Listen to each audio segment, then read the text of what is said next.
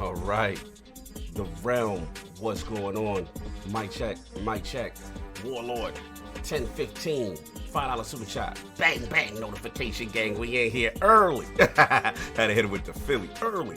What's going on, man? Flame, what's going on? Christopher, what's going on? Back for dead. Hustle and motivate my man. What's going on? Let me know the levels is good. Fonzarelli Gaming. I see you. I see you. Six Slayer. Good podcast last night. Went away Dragon. What's going on? Chilling. All right, no doubt. Back for dead, my guy. Phantom Kraken. What's up? All right, y'all know what it is. We're going to get Obsidian up in here. Attic, I need a mic check, though. Talk to the people. Testing. Can you guys hear me? Yes. Hustle, wait a couple more days, and then we're going to see where that package is. All right, no doubt. Hollow the Didn't Anon. What's going on? The Itch You Can't Reach. That's a new name. I like that. What's going on, man? Early. You know, Willie, Waldo, you from Philly? Because I know that Bang Bang notification game. That was a crazy Siegel record. I remember. I love that record. Dano, what's up? Rocco Corey, what's up? Let me see what's in there. Pecan Fusion, what's going on? Yeah, man. So look, we're going to get Obsidian in the building, you know, and the King will be pulling up. Saul will be pulling up. And we're going to try to have a good show. Enzo, what's up? So we will see y'all in a bit. And hopefully it'll be a fun one for y'all. Talk to y'all soon. Round.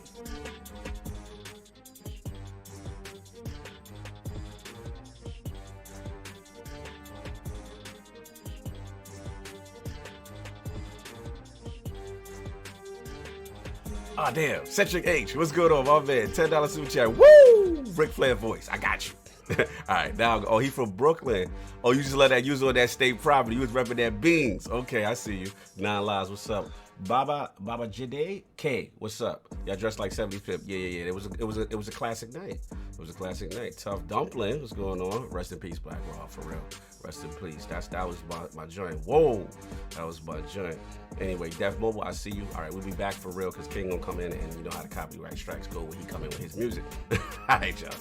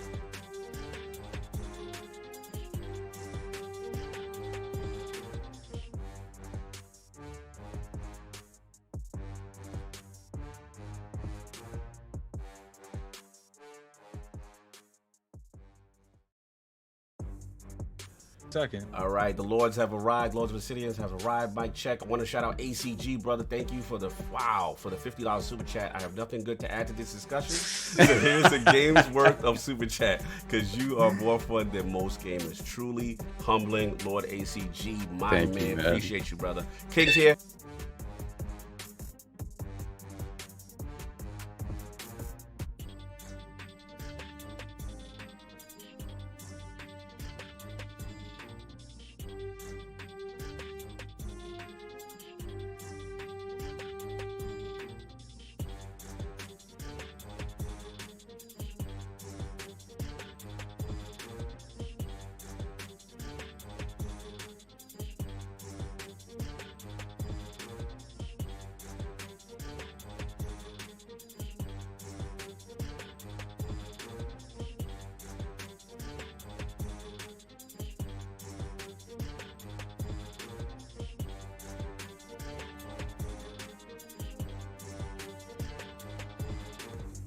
Hear ye, man. Welcome to the show. If you would not mind, go ahead and find yourself a spot, get comfortable, grab a snack, do all that good stuff that we need to do, and we're about to get started.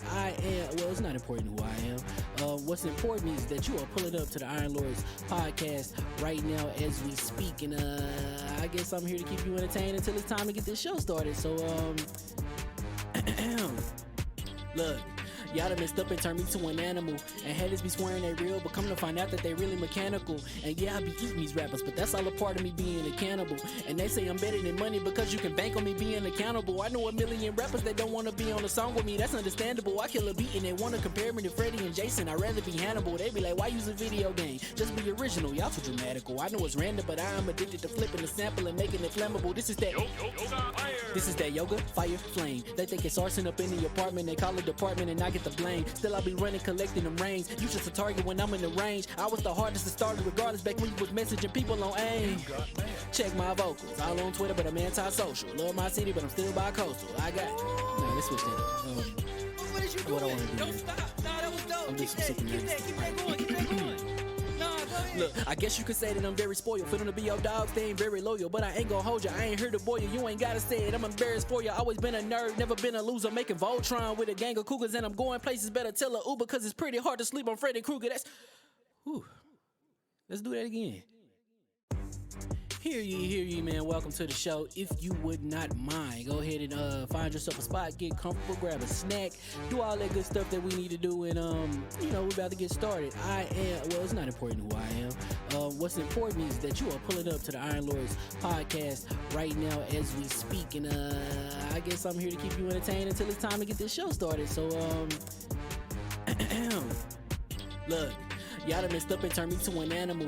And haters be swearing they real, but come to find out that they really mechanical. And yeah, I be eating these rappers, but that's all a part of me being a cannibal. And they say I'm better than money because you can bank on me being accountable. I know a million rappers that don't want to be on a song with me, that's understandable. I kill a beat and they want to compare me to Freddie and Jason. I'd rather be Hannibal. They be like, why use a video game? Just be original, y'all too dramatical. I know it's random, but I am addicted to flipping the sample and making it flammable. This is that yoga, fire, flame. They think it's arson up in the apartment, they call it department and I get the blame. Still I be running, collecting them rings. You just a target when I'm in the range. I was the hardest to start regardless back when you was messaging people on AIM. Check my vocals, all on Twitter but I'm anti-social. Love my city but I'm still bi-coastal. Let's switch that up. What is you doing? What I want to do. Don't stop. Nah, that was dope. I'm just Keep that going. Keep that going. Nah, go ahead. Look, I guess you could say that I'm very spoiled. For them to be your dogs, they ain't very loyal. But I ain't gonna hold you, I ain't here to boil you. You ain't gotta say it, I'm embarrassed for you. Always been a nerd, never been a loser. Making Voltron with a gang of cougars. And I'm going places, better tell a Uber. Cause it's pretty hard to sleep on Freddy Krueger. Let's do that again. Hear ye, man. Welcome to the show. If you would not mind, go ahead and find yourself a spot, get comfortable, grab a snack, do all that good stuff that we need to do, and we're about to get started. It's not important who I am. What's important is that you are pulling up to the Iron Lords podcast right now as we speak, and I guess I'm here to keep you entertained until it's time to get this show started. So look.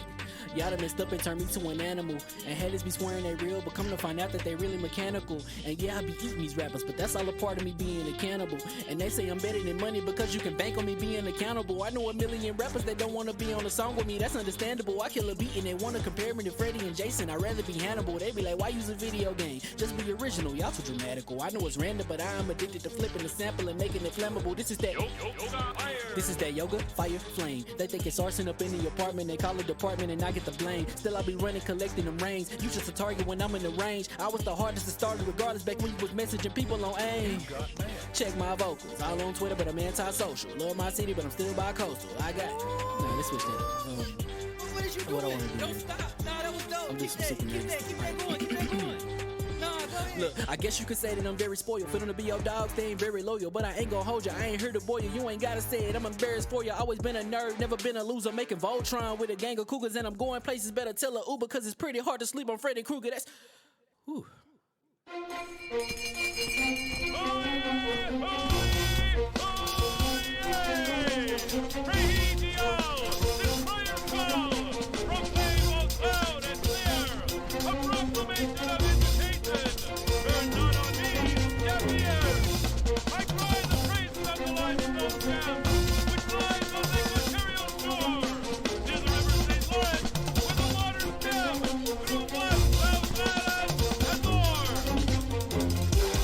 I'ma just chill and watch them and eat snacks in the attic. I wanted to chill with the pack and be like a young wolf, but then they would mistake me for addict. If I can imagine it's cool to give you some advice, then invite your girl to your squadron. Cause if you don't give her that option, you gon' be single player like Sovereign. You gon' get tossed in the bushes by King David. Royalty and not a pretender. Detrimental to an elemental, what's an avatar to a knee bender? I gotta be me though.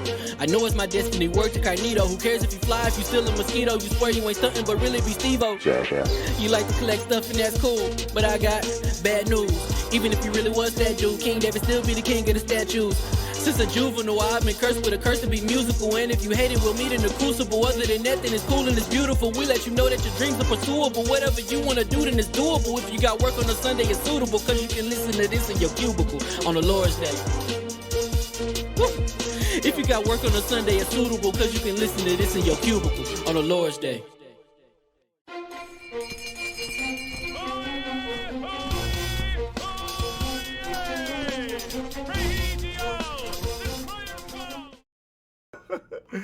All right.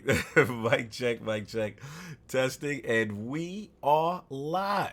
Welcome to the Iron Lords Podcast and the Lords of Gaming.net, episode number 205. And it's another glorious Sunday. We're back at the round table on the Lord's Day. I'm extremely excited about our special guest, and we've got Obsidian Entertainment, TheOuterWorlds' latest DLC, interest in SquareEnix, and the latest PS5 firmware to discuss, so we're going to get right into it. I want to introduce both a lady and a lord whose narrative talents not only contribute to critically acclaimed new IP, but truly breathes fresh life into the sci-fi RPG genre. Whether it be its compelling narrative choices or hilarious companions we meet along the way, all done with a whodunit feel and halcyon murder mystery vibes. Introducing both the game director and narrative designer of the iconic Outer Worlds and developers from the legendary Obsidian Entertainment, the pride of Xbox Game Studios, whose strange inhabitants on Eridanos' only true purpose is to make you smile. Live from Cali and kind enough to make their debut into the realm of the Lords, my fam, Lady Megan Starks and Lord Nitai Poddar of Obsidian Entertainment. How are you lords doing? Hi. Hello. Thank you so much for having us. Thank you. I want that intro recorded and just I want it to like Play it play every every time I show up at a meeting. Listen, we try to get you raises. Yeah, right? Like, just send it to our bosses. No, That That DLC definitely going to get you. might as well be the you know, the little intro they do in like WWE back. Oh man, you both are lords at what you do. Tremendous respect and pleasure to have you both in the realm. So it's only right we show you the proper respect. So first of all, how you guys doing? Just in game mode, in relax mode, like how you guys doing? First, let's start with Lady Megan first. Yeah, pretty good. Yeah, it feels really nice to have it out. Like, it's crazy how, we started with such a small team in the beginning, and then it just kind of grows over time. And then, a year later, you're like, wow. I always think game development is like how people talk about childbirth, where they're like, oh, you kind of forget the pain of it and you only remember the good parts. So then you immediately want to do it again. So yeah, they already rolled us onto new projects, and it's pretty fun. Okay. Nice. Yeah, great. Good to hear. Lord Nitai, man, pleasure to have you in the room. How are you holding up? Are we getting a chance to relax a little bit? A little bit, yeah. I've been looking forward to this interview. It's one of my favorite things to just talk to other people about the games we enjoy and the games we make. The team that worked on MurderOnEridanos pushed so hard to get this DLC out to the fans. It really was like a labor of love from everybody on the team. Yes. So I'm really happy with the way it landed, and I'm happy that fans had a good time with it. Absolutely. We're happy the way it landed too. Yeah. So before we do the intros, Lord Saw, we want to take care of business, set the tone early with the round. Of course. So we have the Everborn Saga with the $5 super chat. The Lords are in the building. BX, stand up. Have a great show, fellas. Thank you, my brother. Thank you. Then we have I Face Crook with the $5 super chat. Salute to him. Sunday is the Lord's Day. Shout out from Chicago. God bless you all. Likewise. Thank you. God bless. Salute. Then we have the Wandering Dutch with the £5 super chat. All right, I'm retiring from podcasting. How the hell do we match a custom freestyle rap intro? Salute the Lord Dallas. Level up. You know what I'm saying? Level it up. Yeah. For sure. Then we have Flame with the $5 super chat. Hear ye. We got Obsidian royalty in here, so sit yourselves down and show some respect. That's right. Yes. That is correct. Yes. Pride of Xbox Game Studios. I'm buying Exactly. And we are all caught up. So, ladies and gentlemen, as you know, we only have Lord Nitai and Lady Megan for a limited amount of time. So we thank you very much for your super chats, but the vast majority of them will be read after. Yes. At the end of the show. So again, thank you very much. Absolutely. Got to respect the time. So you already know we got the 4 horsemen of gaming, those original lords of the realm here at the round table with those time sensitive, because Obsidian is limited time here intros. He's talking to you, King. My co-host with the co-host, my brother from another mother, the difficult game conqueror, lord of his own world, and the how of the young wolf. My man, Lord Addict, how we doing, sir? I'm doing pretty good. I just realized with new guests, you're making me sound real egotistic right there. Now. You finally figured it out, huh? Oh, man, I'm going to keep my intro short because King going to take half of it. But I appreciate everyone for coming through, and I appreciate our guests. No doubt. And, of course, we have our most technical gaming lord, the solo gamer who lives for the single-player selfish experience, and also the Sostradamus, the Lord of Clarity and Patreon of the Iron Bank. My man, Lord Sovereign, how we doing, sir? I'm doing fantastic. I'm so excited to have our guests here today. Very quickly, big shout out to everyone over at the Shop Podcast for having me on last night. Yes, sir. Fantastic time with my bros. Yeah, man. I didn't realize that was the Shop Podcast was the first interview that I did solo out of ILP, and that was some time ago. As we recall, annual podcast rounds. How kind of you! Yes, I know. Sorry about that. Thank you, sir. And very quickly, I couldn't help myself. What? I've been playing MLB The Show. Sorry. You went all the way in. I listen, man. You know me. I had. They said Xbox people don't buy games. That's true. That's kind of weird, right? I'm assuming. Just out of curiosity, did you buy that, King? Who, me? Nah, he's not buying that. Oh, no. I already downloaded it. Time. We got guests. We have company. Let's go. Banter. Time. That has been it, sir. Yes, sir. That has been it. Thank you. Appreciate you. And of course, we have the Incredible Hulk of this, a.k.a. the XS Gamer. Ooh. The Prophet of Xbox. King of the statues who demands nothing less than that premium experience. It is the leader of the Fraud Alert movement. Ooh. Beloved Lord King, how we doing, sir? Better than Ben Askren. Yeah. Can't go into a fight looking like... Oh, my Lord. Anyway, let's get past that. Been playing Outright. It's outstanding. And also, I had to binge play the DLC, right? So... I noticed very quickly that they fixed my biggest gripe. Which was? My biggest gripe the last time when I ended the game, Outer Worlds, and I got to the first DLC. I was already past the point where I can actually access it. And I was literally so frustrated. I was so upset. I was really pissed off because I had to start my character fresh. I was really upset. So this time when I went in, they had a prompt that told you we can take you back from this part right here. And I think that's great fan service because they listen to the fans, they listen to the gripe, they listen to the problem, and they fixed it immediately. So I was immediately able to jump into the new DLC. So anybody that's worrying about that part right there, you don't have to worry about that. So you're saying they gave you a rewind button?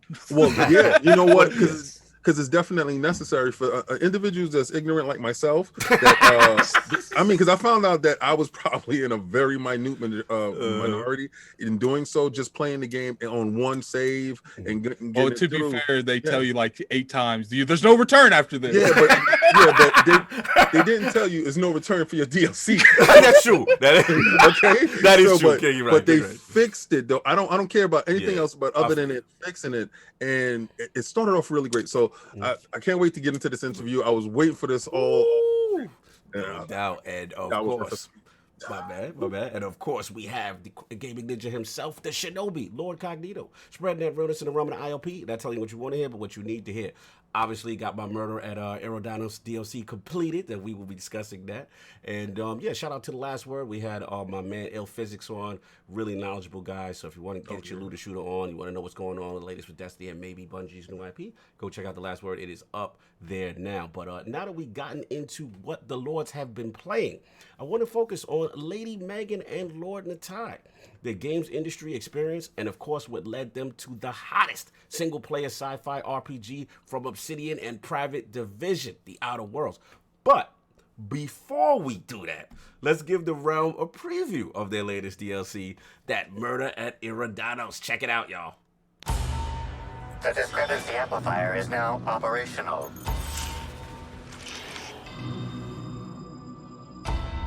Scanning.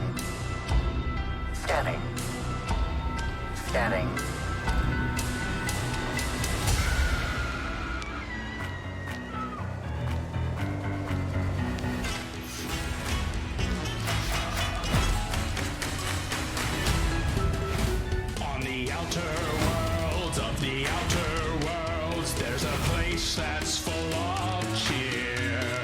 You'll see happy wings, thanks to Rizzo's drinks. There is nothing here to fear. But the deeper you look, the more that you'll be shook while you fill yourself with dread. 'Cause behind all the smiles, every once in a while, somebody ends up dead.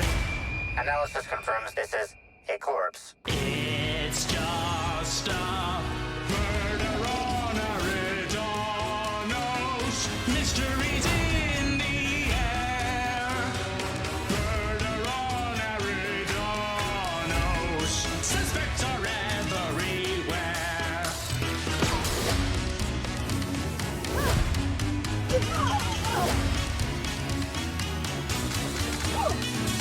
Murder on Eridanos. Oh, will you solve the case? Murder on Eridanos. What is wrong with that guy's face? Great work, Inspector.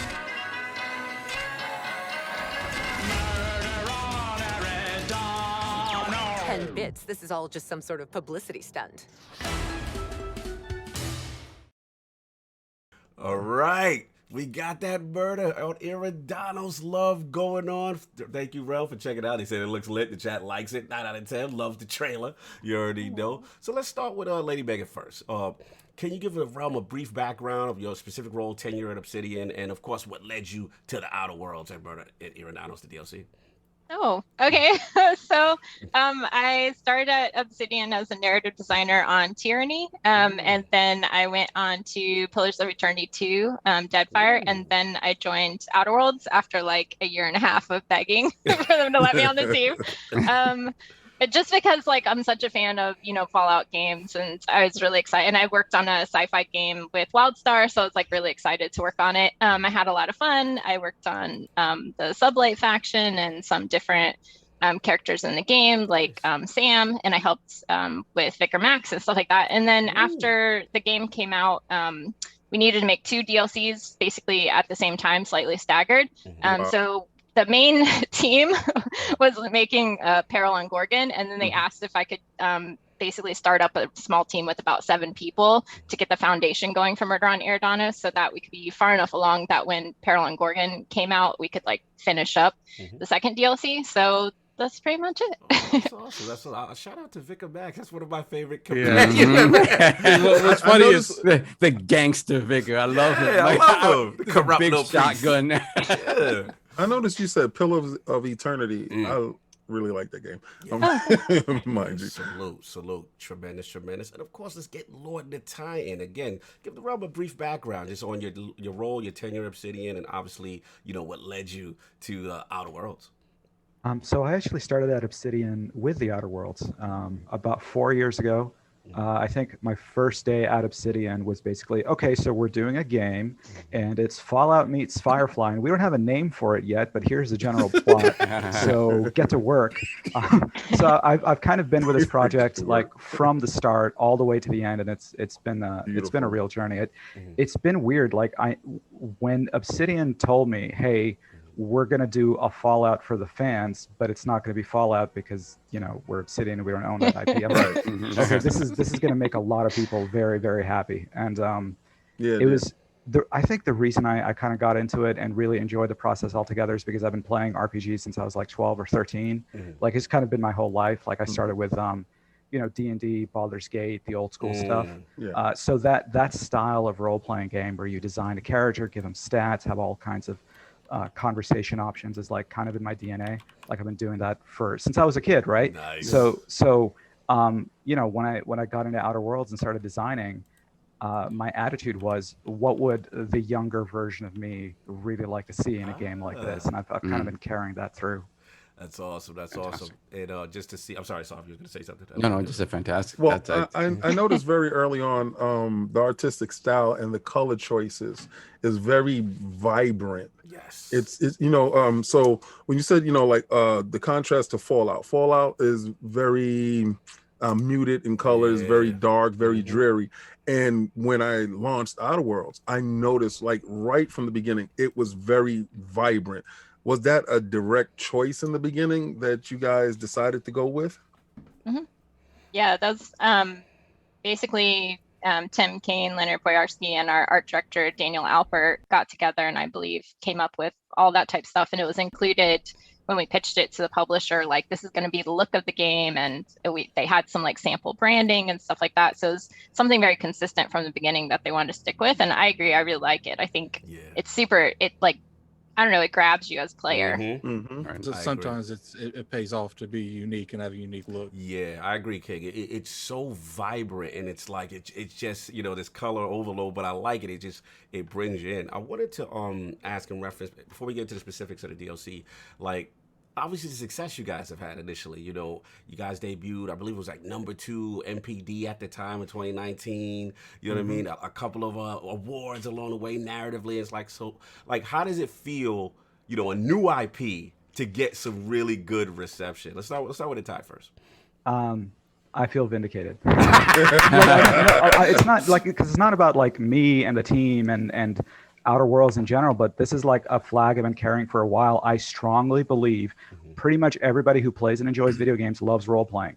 And nobody believes that because people keep saying, oh, role-playing is this little niche and it belongs to a particular genre of games, but everybody loves making a character. Everybody loves getting into a character. Everybody loves building up their own little story. Like we used to do that when we were kids playing pretend and, and that energy is kind of still with us as adults. So if you have a mainstream RPG that's narrative heavy, it's big on choices, it's big on reading. I mean, you have like lots and lots of dialogue options and it does well. To me, that says there is a really big audience of players who just want to role play.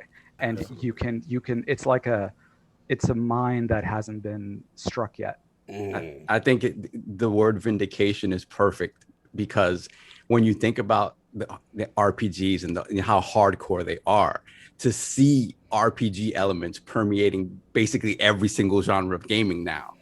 As somebody who loves RPGs, you're like, wow, this really, it's not a niche within a niche anymore. It is sort of very. It's like a standard of game design. Like if you just pick any AAA game off the shelf, I guarantee you there's a 90% chance it's going to be open world action RPG. Like that is the formula now, and it wasn't always like that. Well, yeah, like even IPs that didn't start that way are that now with their like fourth version. Yeah.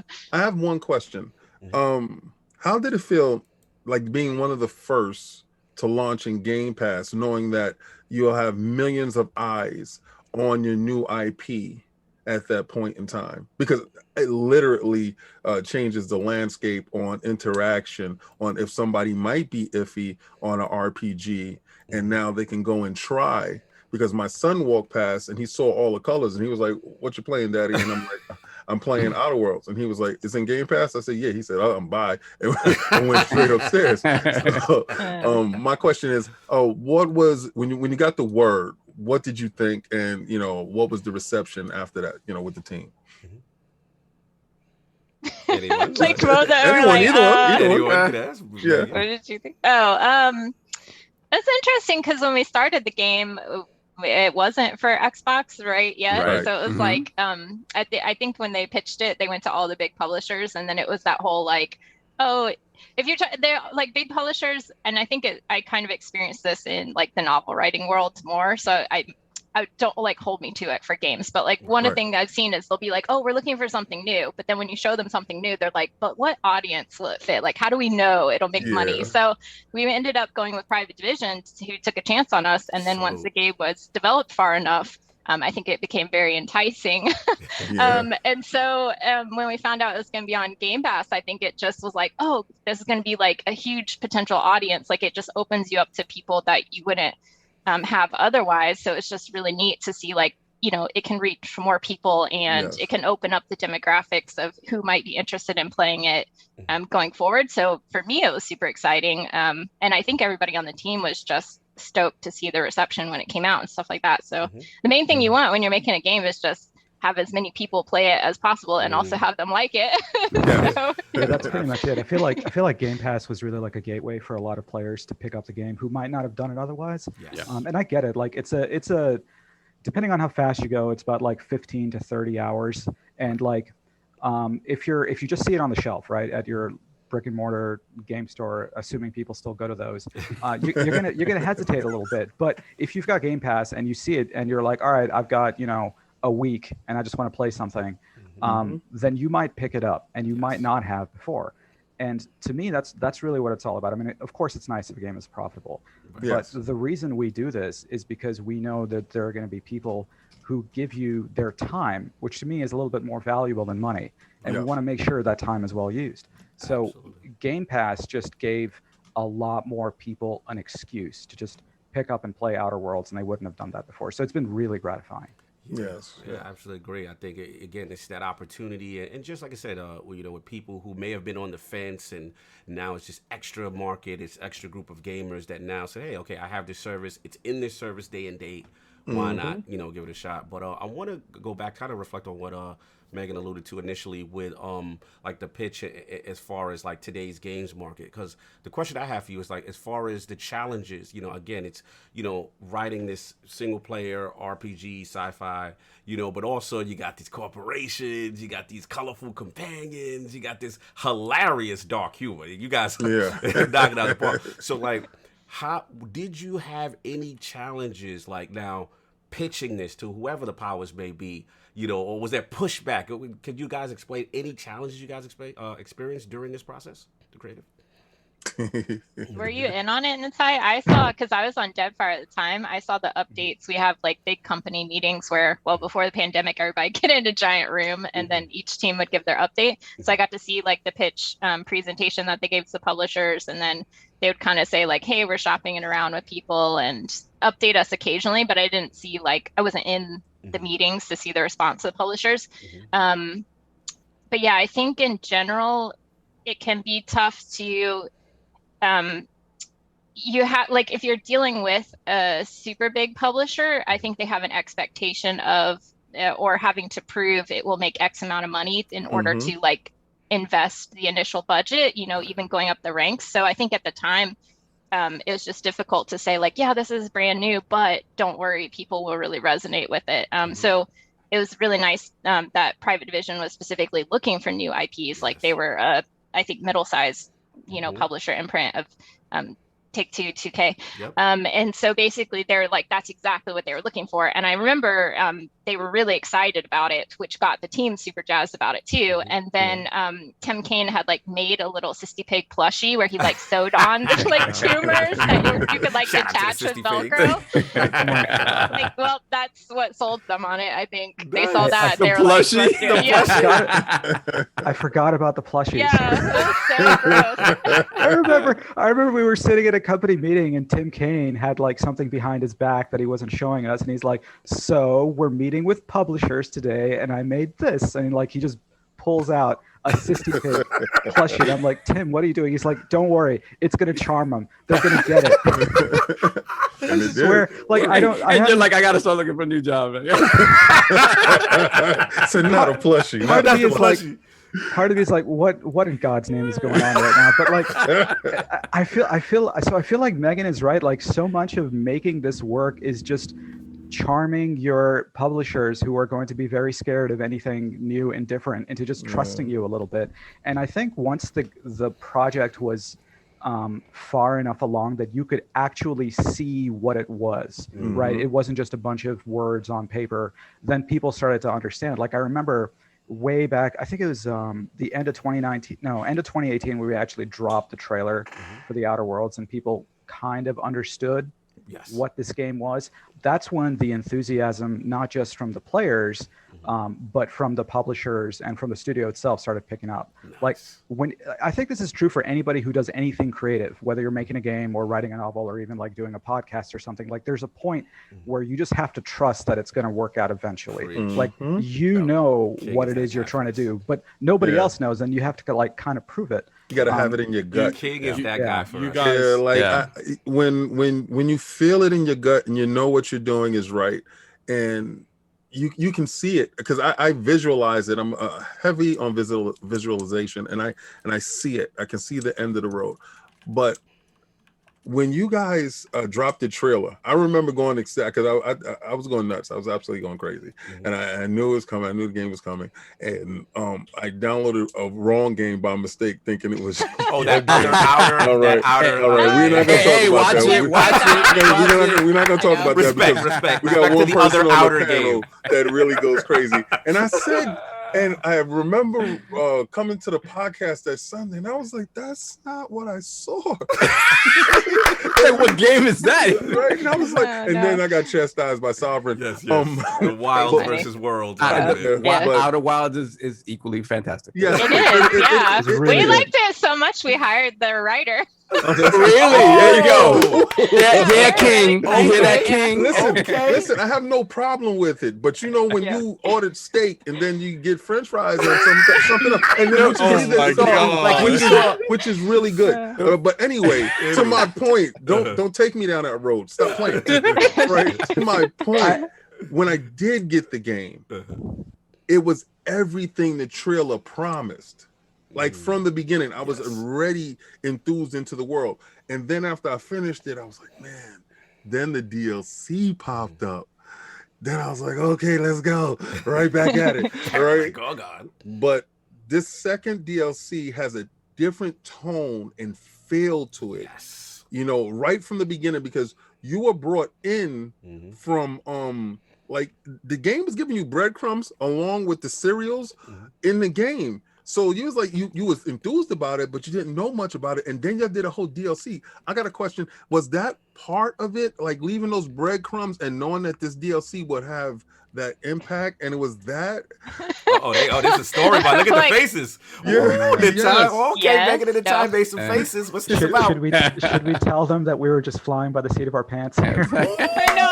Like, we should just pretend. We should be like, yes, we did plan we that. had it all in the bag. Although exactly. when we did go to make the DLCs, we did want to use elements from the base game that we hadn't explored fully. So we were like, what's available that we can all pull together, and But yeah, I wish we had, when we were making the first game, been like, and this is what the DLCs are going to be. Oh, okay. Because I said that, I was like, this is genius. Good. So I think that's, I remember when it was like me, Megan, Tim, and like a couple other designers, we were just sitting in an office, back when we could still sit in an office and just working on a whiteboard. And we were like, okay, what do we want to do? What's exciting for us? And then we kind of settled on this idea of a murder mystery would be amazing. I think we just saw Knives Out, and we're totally Yeah, I was super inspired by that. I was like all fired up. Knives Out. Yeah. That's some influence. But we're our roots are really the old school like murder dime novels that that you would have seen back in the 40s and 50s that were like really over the top and really silly and kind of inspired the whole noir genre. Like that's part of OuterWorlds' DNA too. So we said, why don't we do something like that? And then what we started to do is we just started to look at the elements that go into a good murder mystery. And then we looked at our game and said, okay, what of those elements exist in our game? What can we pull? We thought Halcyon Helen was super cool. We were like, who would be a good victim? Who would be good key suspect? The Megan way of designing is like, all right, who do we kill? Let's who get do we over kill? there. Okay, we kill?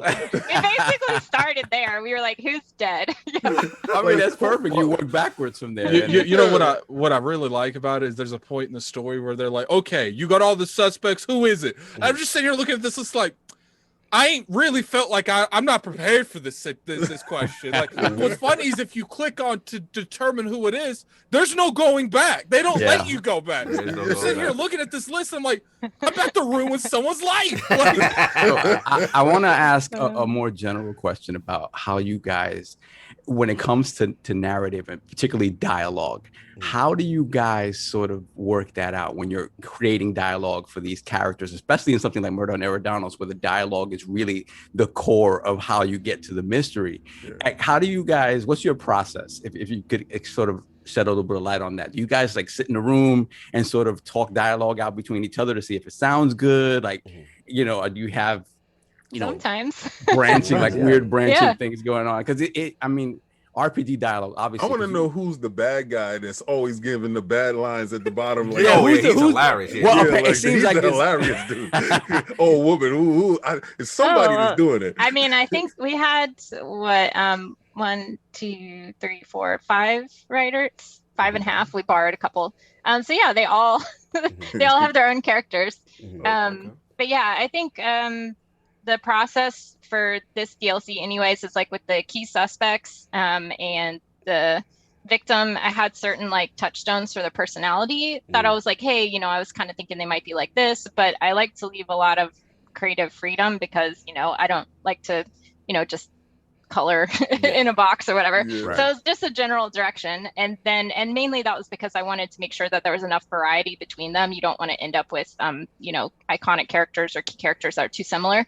And then once the writers do a pass on it, we usually do what's called stubs, which is like the bare bones. It's just functional, so you can play test through it. Then we do a first writing pass, and then me and Nitai and Leonard and sometimes Tim will give feedback on it. And that's kind of like a general high level or maybe a couple specific notes. And then once they do a second pass, we'll do like an edit or final, like, hey, make sure you add a skill check here, or this would be really fun. But a lot of it is like the writers themselves just knock it out like first pass. They're really good. Yeah. Pretty impressive. I want to ask Nitai this too, in reference kind of the same thing that Solve is building on, because you got these great dialogue choices, these branches. But what's cool that OuterWorlds does, I feel, is that based on your specification, how you spec your character, if you're very strong in, perception or different things, you can unlock these dialogue choices that really can take the conversation or the quest a whole different route. So the question is, one, with that, how do you guys determine that? And then the other thing is, for the time specifically, the voice acting, because I feel you got the voice actors and actresses that you have are amazing and hilarious. Shout out to the Prophet of Profitability. I always laugh when I speak to her. You know, there's a couple of I like Phineas is hilarious, obviously. You know, Administrator Ludovico, he's fun. Like this, you guys have some of the most funny voice acted character. I think that's another underrated strength of the game. So I want you guys to comment kind of on both on that. Nitai, if you can, you want to start with that one. Sure. This is a complex question, but I'll see if I can break it down a little bit. As Megan said, we do start with a structure because it is a game first. So every NPC you talk to is going to have a purpose within the quest, right? So like Administrator Ludovico, his conversation is structured so that he will take you through the mystery. He's the guy you constantly check in with.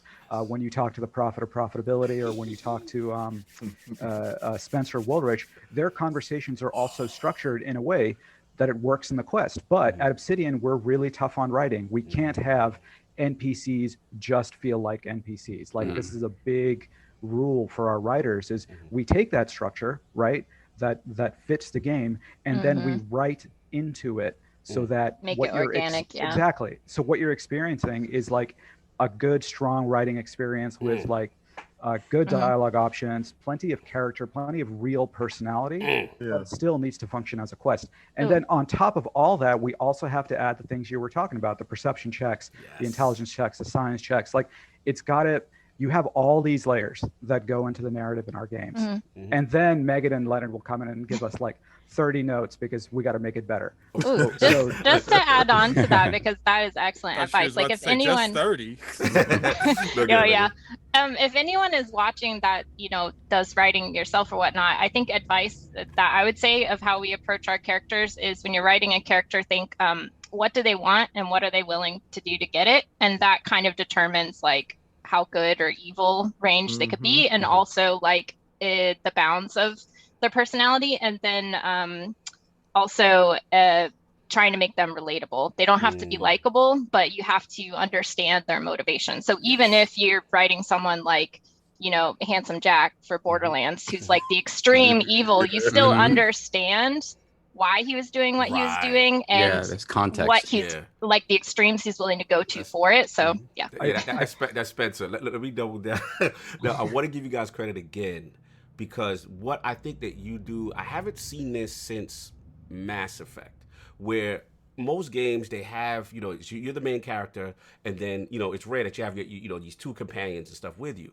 But what I love that Outer Worlds does is, depending on who you have with you, they will insert themselves into the dialogue and have and not to spoil that in this particular DLC, there's something that is phenomenal where it's like this book is good cop bad cop vibe. Oh my god! And whoever wrote it, the time that's you, or whoever that was the Outer Wilds writer, Kelsey. Oh, that's Outer Worlds writer. Yeah, King. Super talented. It's really, really good, and that was entirely her idea. No, let them finish. It's just fries, though, King. It's just fries. The time. Go ahead. I want to hear about that. So basically, what Megan said is completely accurate. Is that when we write our characters, we do think about what is their voice, what do they want, what do they believe, and what are they willing to do to get what they want. And I think the reason we put so much emphasis on this is just out of respect for the players. Like, players are going to be able to sniff out bad writing. Video games have had bad writing for 30 years. They just kind of, but like, players appreciate good writing because we're treating their time and their attention with respect. Now, to dovetail into this talk about voice actors, that's also where we approached. That's actually how we approached casting and directing voice actors. We gave them a script, but many of these voice actors, we specifically asked them to treat the script and their characters like real characters. Like, we'll give them notes about who this character is, what is their background, what do other people think about them, what do they think of themselves, what are they afraid of? Absolutely. And it's had like, so when you get voice actors who are very talented, and you know, their grind is basically go into the booth and do like 50 attack lines for Call of Duty or whatever, it's fine. That's what we do. And then you give them a script and we say, okay, here's a real character. Here's 250 lines. They love it. They eat it up. They're like, oh my God, I finally have a chance to actually act. And you can see it in their performances. Like, they have a great time because we put effort into making the material good enough that they can invest their own talent into bringing out those characters. They do put their own spin on it too. Like, I don't know if it's like this for most writers, but like definitely for me, every time I write, I hear a specific voice or like, oh, they say it like this when I'm writing it. And then when you get into the booth, if you don't try and force the actor into that, if you just see what they bring to the character, a lot of times it's like incredibly different, but so much better. Yeah, because you have a perception of what you want it to be, and then you allow them to act. And that's really good that you give them that freedom to bring what they want to bring to the character, and if it works that way, it's a little bit more organic. Yeah, I gotta salute them because again, I feel that the way Outer Worlds does the companion interaction, you know, it is so well done because again, if they don't agree or one of them feels strongly, they will interject into this situation. And like You know, that's how I pick my Mm-hmm. people when I'm leaving, when I'm getting off the ship. I'm like, I don't know, man, you are a problem. I think I gotta like, leave you on like the Ellie ship. and Byzantium, right at it? Get at it. Yeah. What's funny is me and Cog, we like to little argue on who we want to have, because I'm a huge Ellie fan. Like a huge like I gotta have this chick with to be everywhere because she always be saying the craziest stuff.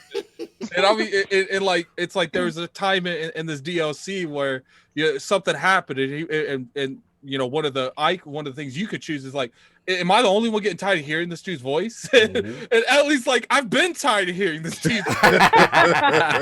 Yeah, there's a couple of scenes like that for sure. You could make some funny things. So let's focus obviously on MurderOnEridanos. Again, you offer Paralagon. This is the new thing. You got this whodunit feel.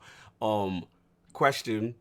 Whose idea was it about this discrepancy amplifier, which is literally like this detective device that has its own personality and wants to do its own thing? Like, tell me about including that into the game. I'm pretty sure that was Megan. No, I was right? gonna say it's joint because you're the one who was like, we have to have a magnifying glass, and I was like, yes. So he was like very pushing like that idea of like a detective tool. Right. And then once we were making it, I was like, and it must have a funny personality. So yeah, I would say it was joint. But I kind of remember how you pushed for that because I know we needed some more gameplay. Like this is one of the things people who played Outer Worlds were hoping from the DLC. Like just give us something that's kind of slightly new and feels a little bit different. So we were playing around with this discrepancy amplifier idea. I think it was Megan that said like, can it just we have the technology to make scope, right? Like you can aim through a scope. So let's just retrofit that into like a thing that lets you look around in the world.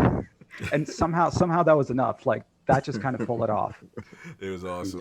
Yeah. I learned real quick when I was doing that expansion. I was like, oh, I got to have my medical up. I got to have my perception up. Yeah. Constantly asking me for checks on those. So, you want to jump in? You got to play with your intelligence all the way down. You gotta do yeah, the dumb players. Yeah, my intelligence, that is my favorite.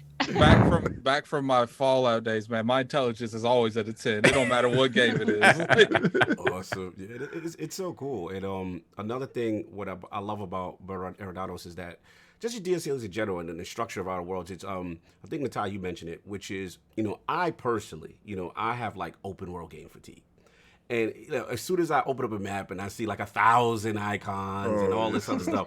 So to me, Outer Worlds is refreshing because it's like, okay, I'm going to be in this space or this hub, so to speak, but it's dense. And then what I do affects the game, like more so I feel. So it's like, was that a conscious decision as far as even writing? Does that kind of a setup and structure help you guys writing wise, as opposed to like having this huge map kind of thing? He's like, yes. Yeah, 100%. I'll tell you right now, open world, anything to do it well is super difficult because open world is really just one massive level.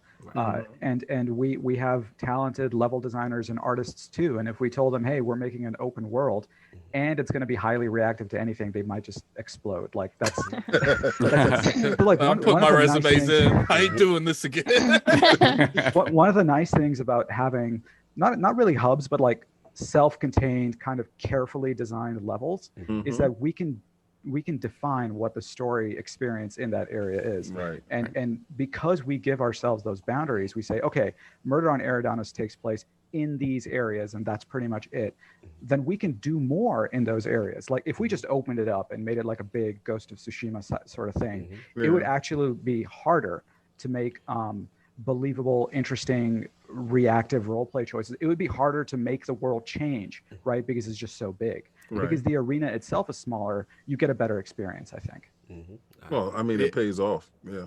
And what I like, me and Cognito was actually on a podcast with ACG, and we were talking about like the choices you guys went with OuterWorlds. Like, there's this one point in time in the base game where they gave you the option to go to a place that was like the unsafe landing zone. They're like, you're looking at those like, man, I'm good, and you land there, and then you realize like, real quick, I'm not good. I'm running.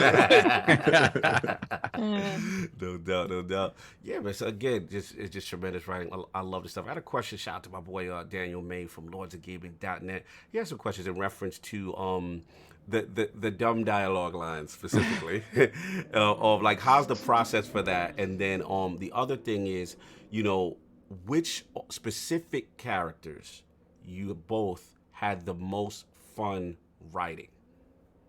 It's like Go for the dumb stuff. Should That was I like start with 90% of the dumb dialogue was you in this DLC. Also, we had like a contest at work where everyone submits their favorite dumb line that they wrote in the base game, and he won the award, and I think it was like the dumbest dialogue writer. So he has been crowned that. Oh, that's my title now. Nitai, you are the dumb dialogue writer. You're the dumb dialogue. Shout out to my boy Nitai. Look, I watched a lot of Simpsons and Futurama growing up. Oh, yeah. That's where the dumb comes from. It's basically Captain Homer Simpson. Okay. What was it By the way- hard? Captain Homer Simpson. Oh my god. Oh, man. Was it difficult for you guys to maintain that satirical comedy, like kind of overarching sort of tone for the whole game? Like, or did you guys have different ideas about what that entailed, or was it everybody sort of on the same page about the type of comedy we were going to include in the game? We do make everybody who joins the team look at our, influences or touchstones specifically for like humor and tone and different things like that. So everybody had to watch the movie Brazil. Right. We watched Futurama and Simpsons. What were some of the other ones? Firefly was a big one. I think for our DLC, I was also added, like Clue and Knives Out and Agatha Christie movies or books. And then Mandalorian, since it was more recent. That was a good one. Any gaming influences you guys look to? Because I looked at the characters and I'm like, this feels very GTA-ish, right? The characters, all of GTA is very much a satire. So I was like, this feels like that. You know what's funny is I feel like certain games in our game, we didn't so much as be inspired by them, but we probably looked the same inspiration. Like I know Leonard and Tim really like the Coen brothers. Right. One of the touchstones for the Coen brothers style of storytelling is absurdity. You take something completely ridiculous and you have people treat it as it's an everyday thing. And you take an everyday thing and you have people treat it in the most ridiculous ways. You guys do that in this DLC, specifically with. I'm not going to spoil, but the little passenger. Yes, that is hilarious. I know what I'm talking about. So the little passenger is the funny. That was hilarious. That's kind of how we keep ourselves from going too over the top, right? Like you would think that it's so colorful and there's so much humor, it's just going to turn silly and ridiculous, but we have to balance silly with serious. Right. Like, yes, very funny, very stupid things happen to people, but these are also people who are kind of living their lives in a horrible system. And if you look around OuterWorlds and you look around Eridanos, you'll see a lot of them are unhappy and they're not admitting it. Maybe they're being exploited at their workplace. Like things that are very not funny are right up against things that are very funny. So that's kind of like the secret to our balancing act, I think. And I have to give you guys, because you can ask the other lords, I'm a very serious tone person. Like I've dropped games that aren't serious tone. I'm like I don't care anymore. But it's just like for some, like the OuterWorlds had the moments are like, yo, that's ridiculous. But it never went over the top where I'm like, yeah, uninstall. Like it was always like right before I felt like it was getting out of touch. It's like you guys just took like a rope. It was like, okay, it's a little too much. It's getting right back on the line. And I think that's extremely hard to do because it's normally people go off the top like South Park, or they go like real dark. And it's just like you guys found that middle area that I don't think a lot of people can do. Yeah, for sure. I think the weapon design in the game is some of the best. Like when you get a new gun, and the first thing I do is go to my inventory and I always match it up against the next gun. You just see, well, let me just try it out first before I decide to keep it. Yeah, I loved it. Oh my god. Okay, I got it. I'm sorry. The gun weapons, you can ask Cognito. I was in a party with him like 2 weeks ago playing the expansion. I was like, man, because when I play expansions, I like to start the whole game over again. I'm like, I need a shock weapon, man, because these robots are kicking me, man. I need a shock. I try not to say anything too much because I don't want to give away stuff. I always run with the robot. I love running. He's hilarious. Yeah. He likes to interject himself into certain stuff, trying to push his product, his cleaning narrative. I'm like, the cleaning narrative. For weapons, for me, I the melee stuff, just anything melee, anything you can pick up and bash over somebody's head. When you do tactical time dilation with that sort of stuff, it's like it's hilarious. For me, it's totally hilarious. I think obviously coming from seeing something like Fallout New Vegas and Fallout 3 and whatever, coming from that to see what was it that you guys, in terms of the combat, what were the sort of the pillars of you creating your combat? Was it something that kind of like you focused on, okay, this has to be smoother as a shooting experience, or that wasn't sort of a big deal? That's a good question. I was not on the combat team. Yeah, no, I'm sorry. Sorry. I don't really, so I'm not 100% sure how to answer that, but I know that one of the touchstones for the game itself, and it included combat as well, is to have choices, right? So we didn't want to create a situation where you had to use handguns or rifles. Like we basically wanted you to have the option to play as much as possible the kind of character you wanted to make. So it comes from a place of, let's let you role play the fantasy. And if you just want to be a big dumb brute who swings around a tossball stick, we're like, okay, we can support that. Yeah, that's true. That's the only playthrough I ain't done on Outer Worlds. The melee. I don't know. I just like the snipers in the game, man. Yeah, I like slowing time down, getting that headshot, because it's like by the time they get to me, I've already killed them all. I wanted to get back to again, because you guys got great companions and these great bombastic characters. Like, what were some of your two favorites? Like, I'm dying to know that. Megan, you can start. Like, what was some of the favorite? Let's start with companions. Let's start with companions. Companions first.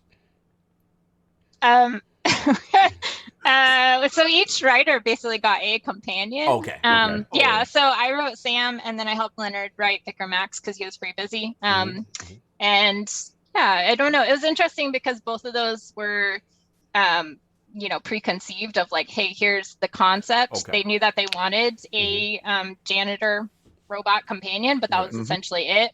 Originally, it was just going to have kind of interfacing type lines like wash mode on. And I thought it would be really funny if we added the what if they hired someone to do all of their recording in a studio? Like he has imagine he's got, a bunch of records and he can just put them on the player. And so he's got pre-recorded things he can say that are very commercialized. And so that mix kind of came together and I thought that worked really well. And then with Vicar Max, all of the really smart philosophical stuff is Leonard's genius mind. And then I did all the lowbrow, say hello to my little friend type moments. Oh, when you use the companion ability. Yeah, I love that. Yeah. And then he was always talking about going to prison. And I think Leonard was like, okay, there's more to him than just his prison. I'm like, but that's the most interesting aspect. I love what you did to prison. I'm like, this is the most corrupt priest kind of guy ever.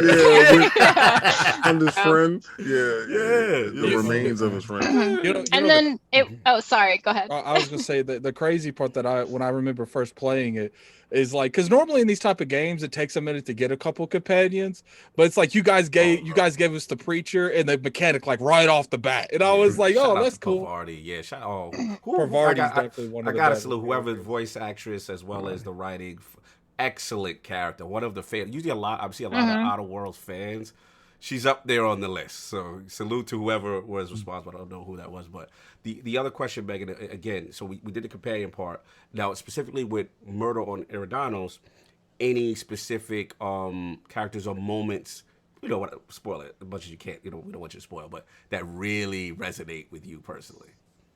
Well, I actually do really like that as a dumb player, you can accuse yourself, which was Nitai's idea. But I also love that when you do it, you say it was me, blah, blah, blah. And not only is the administrator who hired to be like, oh my God, literally every single companion, like all of your companions are in the room and they all chime in and are just like, this is the worst moment of my life. Like, why am I following this guy? And it just kept going and going and going. And I was like dying laughing. But anyways. You know, it would have been funny if you had like, that was like a secret ending where you get thrown in jail. Yeah, and then it's like, play again. No, and to the tie, those same two questions. Any favorite companion or one that you involved with that you really liked, as well as favorite moment in Murder? You're really going to make me pick a companion. Yes, one of the ways we designed the companions is like, all right, we need all our companions to be different enough that everybody's going to like something about them. Like they all have contrasting personalities. So I wrote Felix, so I'm always going to have a soft spot for like Felix's moments. But like I really like Parvati. I think she's amazing. Ashley Birch's voice acting was so good. The best. If you take Parvati with you when you grill Bertie Holcomb, oh my God. Oh yeah, I did the good cop bad cop. That was who I took. She was amazing. So I like having Parvati and Ellie because those are my two people. Because like they're literally the opposites. It feels like. Ellie, so here's the thing: is that I have so many like favorite moments with companion. I think like Ellie's moment with her parents is one of the funniest in the game. Yeah. That was I think that was Carrie Patel who wrote that. It was just it was so good. It's so fun. It's got this like super dry, really deadpan, and absolutely hilarious. Like Nyoka's story about her losing her friends is really good. I'd have to say my personal favorite companion has got to be Sam.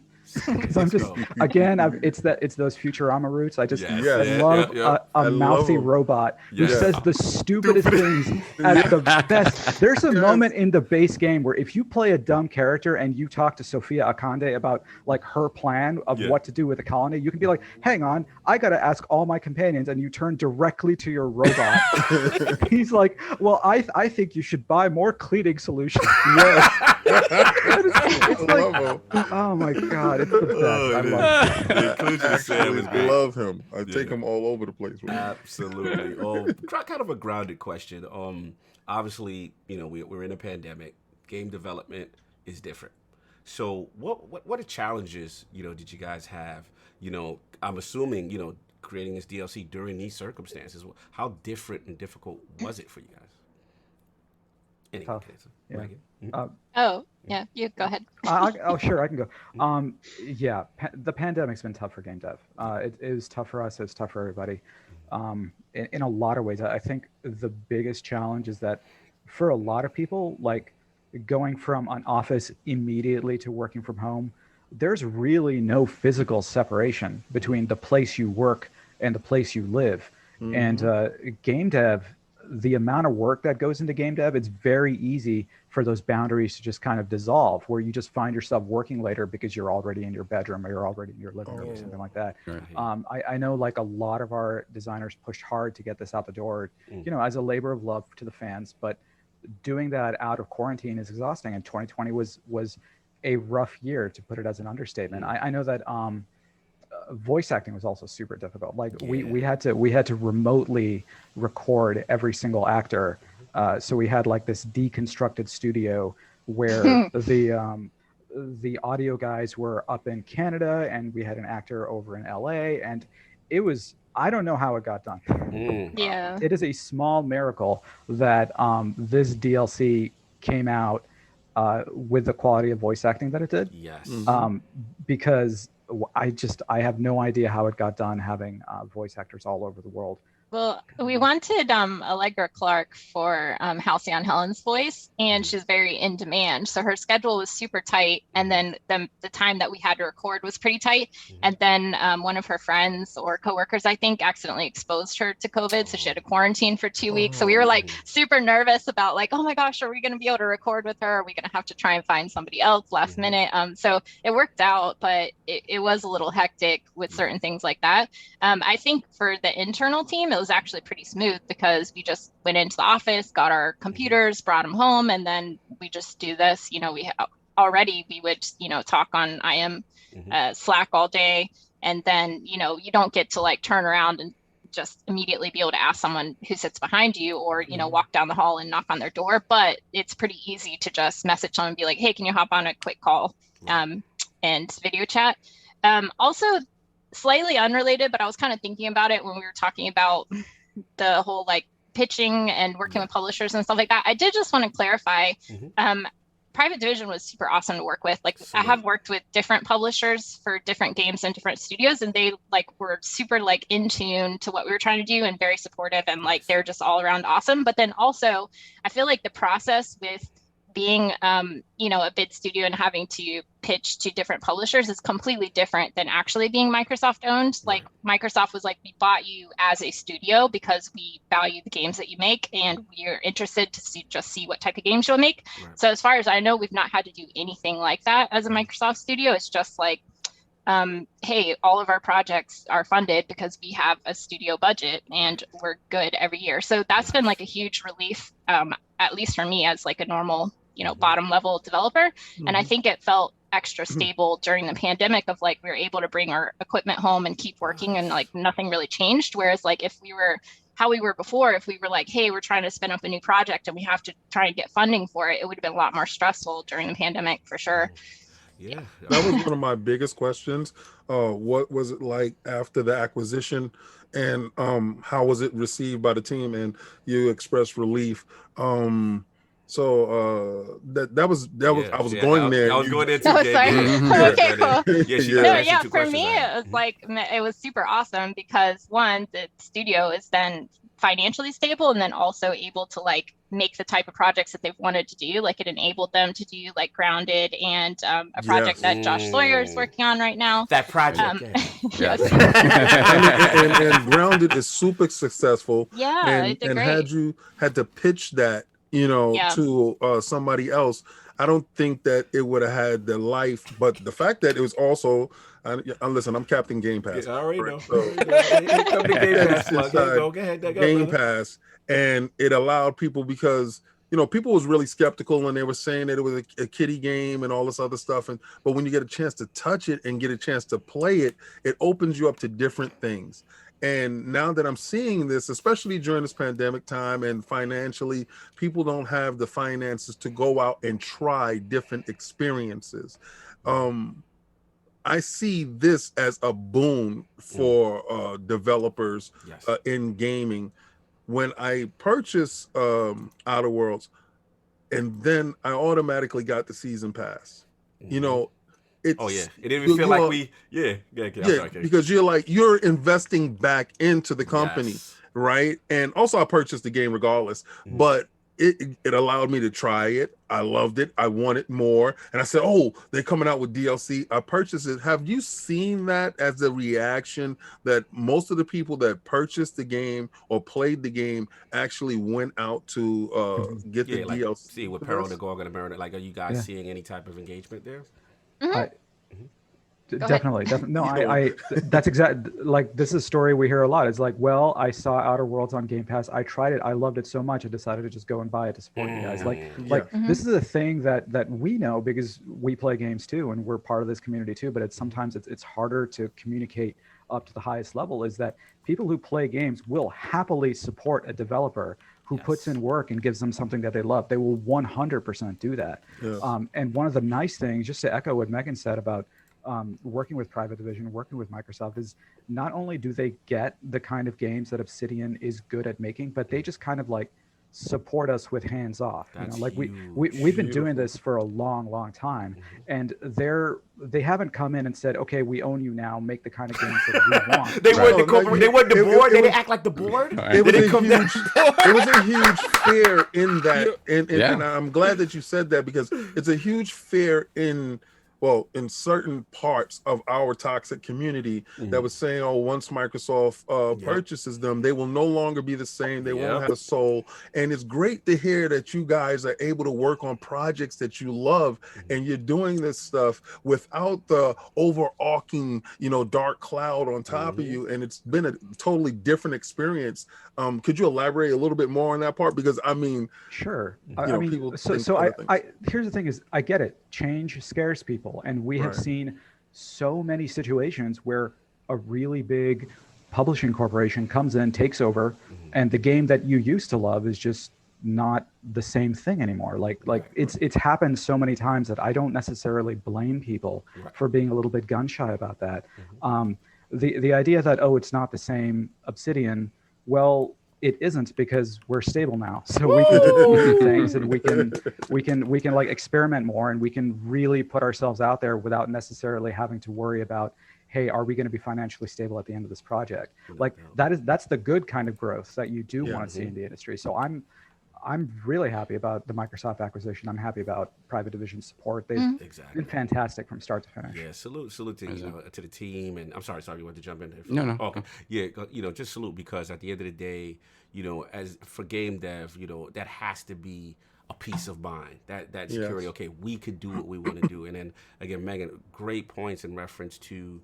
An entire reference to the the conditions working during the pandemic, how things change, and you guys still put out arguably a lot of community. The realm says MurderOnEridanos is that one. And, as far as DLC, no disrespect to the Peril or Go team, we liked it. We did like it, but like just to have it did give me one of my favorite guns. So yes. Shout out to those weapons. I killed the boss from the second expansion with the gun from the chick from the first expansion. Salute, and it's just cool to see it. And the future looks bright. Obviously you guys are one of our favorite Xbox game studios, and again, salute to Private Division again with initially supporting the vision in the very beginning to get it up off the ground and believe in you guys.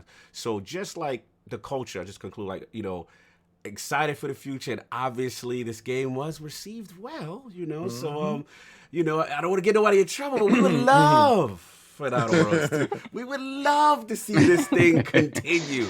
What are your thoughts, Lady Megan and Lord Nitai? Without getting into too much trouble. My lips are sealed. Okay. So, but I would ask this in reference to the future.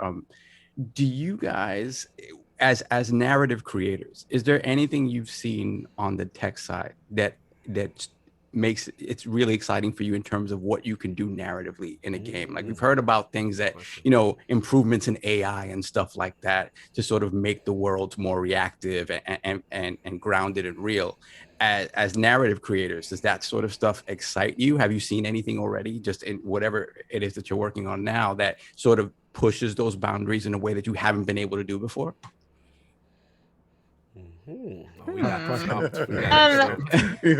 know. I'm like, we should. Well, we do have. So I think I could be biased, but having worked at different studios, I actually think that Obsidian has one of the most robust writing and VO type tool set in the industry, to the point where other Xbox studios are actually like requesting access to it and looking at it and stuff like that. And we've been meeting with some teams, won't mention any names, that are working on very cool projects to teach them like how to get the most out of the tool set. And we have a dedicated tools team that has been supporting that pretty much since the start of the studio. So a very long time has gone into that. On the flip side, we then get to say like, hey, what is an area that we would like to improve on in our next game, and then reach out to a studio and say, hey, we thought that your AI or how you handled your animations were really cool. Could we look at some of your stuff? So that's really nice. And I think that pushes the whole engine up. Like the fact that you guys have access to a network, they have access to you guys. So it will make the whole engine better in general. My next question was the fact that there are so many development studios. I believe you're at 23 to 26 now. With different 23 to 20. Oh my God! I love they just keep adding. It's one or the other. It's one or the other. Next time when we hear about the Game Pass subscribers, it's gonna be 25 million. Oh, I already know the number. Anyway, 23, 26. Anyway, the fact that you guys have those development teams and you're able to have that pipeline to reach over to ask other developers. I saw this, and could we use this? That happens between you guys as frequently as we would hope.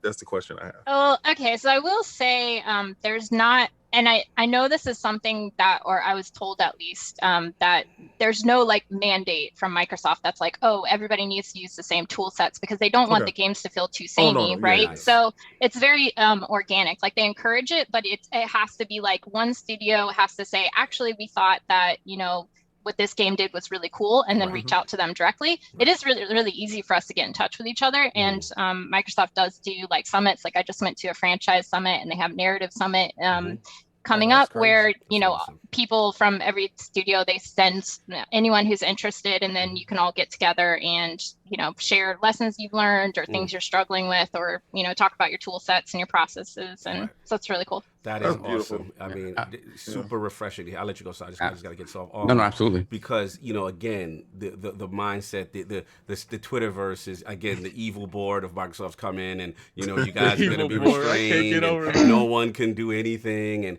to hear you guys say, that the collaboration is encouraged between other studios, and what I love what you said, Megan, is when the gods of Obsidian, that narrative, they had to lean on you. It's one of the best. They had to come. The other studios, rest in peace, my brother Dizzy. If Dizzy was here, he'd be okay. He's a big ninja. They had to come to you. They had to come. They had to get that wealth of narrative knowledge. But what's cool is, as a team, you all say, hey, we may need to improve here, or we like what you guys did with AI here, or so. And just to see that synergy within Xbox Game Studios is really refreshing to hear. I'll give it to Solve, and then we'll wrap up with time soon. Get at it. Solve it at it. I do have a question that someone asked in the chat that I thought was interesting. What is both of you? What is your favorite companion-to-companion dialogue? Because I thought that was an interesting question. I really like Felix and Vic or Max, because there's a bunch of ones where Felix is like, hey Vic, can I call you Vic? And he's like, no. And there's one where I think Felix got drunk and stumbled into Max's room at 2 a.m, and he's like, I'll take your confession anytime, but not then, or something. Nitai, any of those moments for you? I really like Felix and Parvati. I think they're very sweet in a kind of silly way. Yes. Felix has this thing where he's trying to explain tossball to Parvati, and Parvati's just like, yeah, okay, I don't understand this at all. Okay. So the thing about tossball is that internally as a studio, none of us know how it works. I love this fictional thing. We make things up. There's a 30-second back, and you can score in the third half. It's just complete nonsense.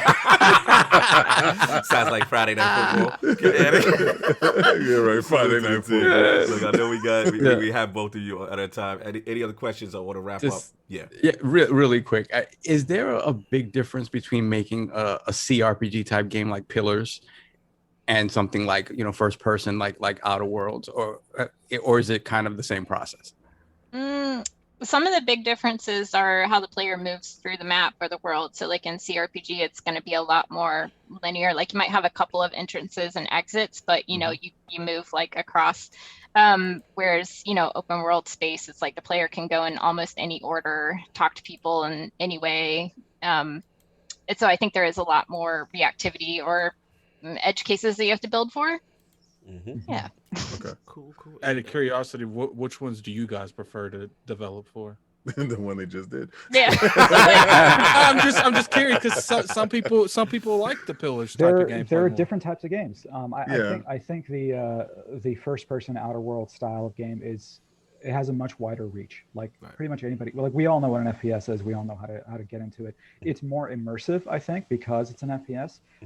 I do like the isometric stuff. I enjoy Divinity Original Sin 2. I enjoy Pillars. Yeah, that's my favorite. Because game, my roots are D&D, and when I play those games, what I want is to feel like I'm sitting at a D&D table with a really cool game master. It's a very different experience, but it's still a good one. That's still more pen and paper, yeah. Not to divert too much, but it is a nice experience. Because I remember when I would play the Divinity, you're going over everything with people. He's like, okay, I'm going to teleport this dude up here. You're going to hit him up here, and we're going to finish him. And then before you know, 5 minutes later, everyone's dead. So it's that wasn't the right move. No doubt. So look, we got to wrap. We got our esteemed guest at their limit. So we have to ask the question that we ask all the lords and ladies in the realm. I need from both of you. Lady Megan, Lord Nitai, what are your top 5 video games or franchises of all time? Let's start with Lord Nitai first. Oh man, you're gonna put me on the spot here. I was gonna make you go first too. My number one is Street Fighter. That's a good one. When I was 6 years old, my neighbor had a Super Nintendo, and he had Street Fighter 2, and it was the first game I've ever played. I'm a huge FGC fan. I will be until I'm 60 years old. I'm also a Final Fantasy fan. This is again something I grew up with. Okay. Here we go. We gotta back you up. Me and Sav Sorry. have a very. Which is your favorite Final Fantasy, sir? I am completely in love with Final Fantasy 14 lately. Okay. He's the MMO head. Okay. I think my favorite of all time has to be 6. Yeah. It's so beautiful and it's so good. We're just gonna stop at the 14. You were doing so well, Lord Nitai. No. You're pretty good. Let's go. I like the 7 remake. I thought it was fun. All right. You're back in. All right. It's fun. It was all right. So we got. I thought it was quaint. It was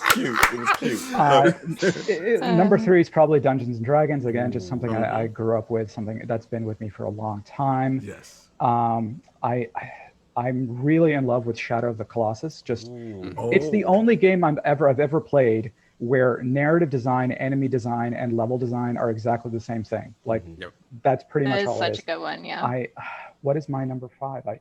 I'm stuck here.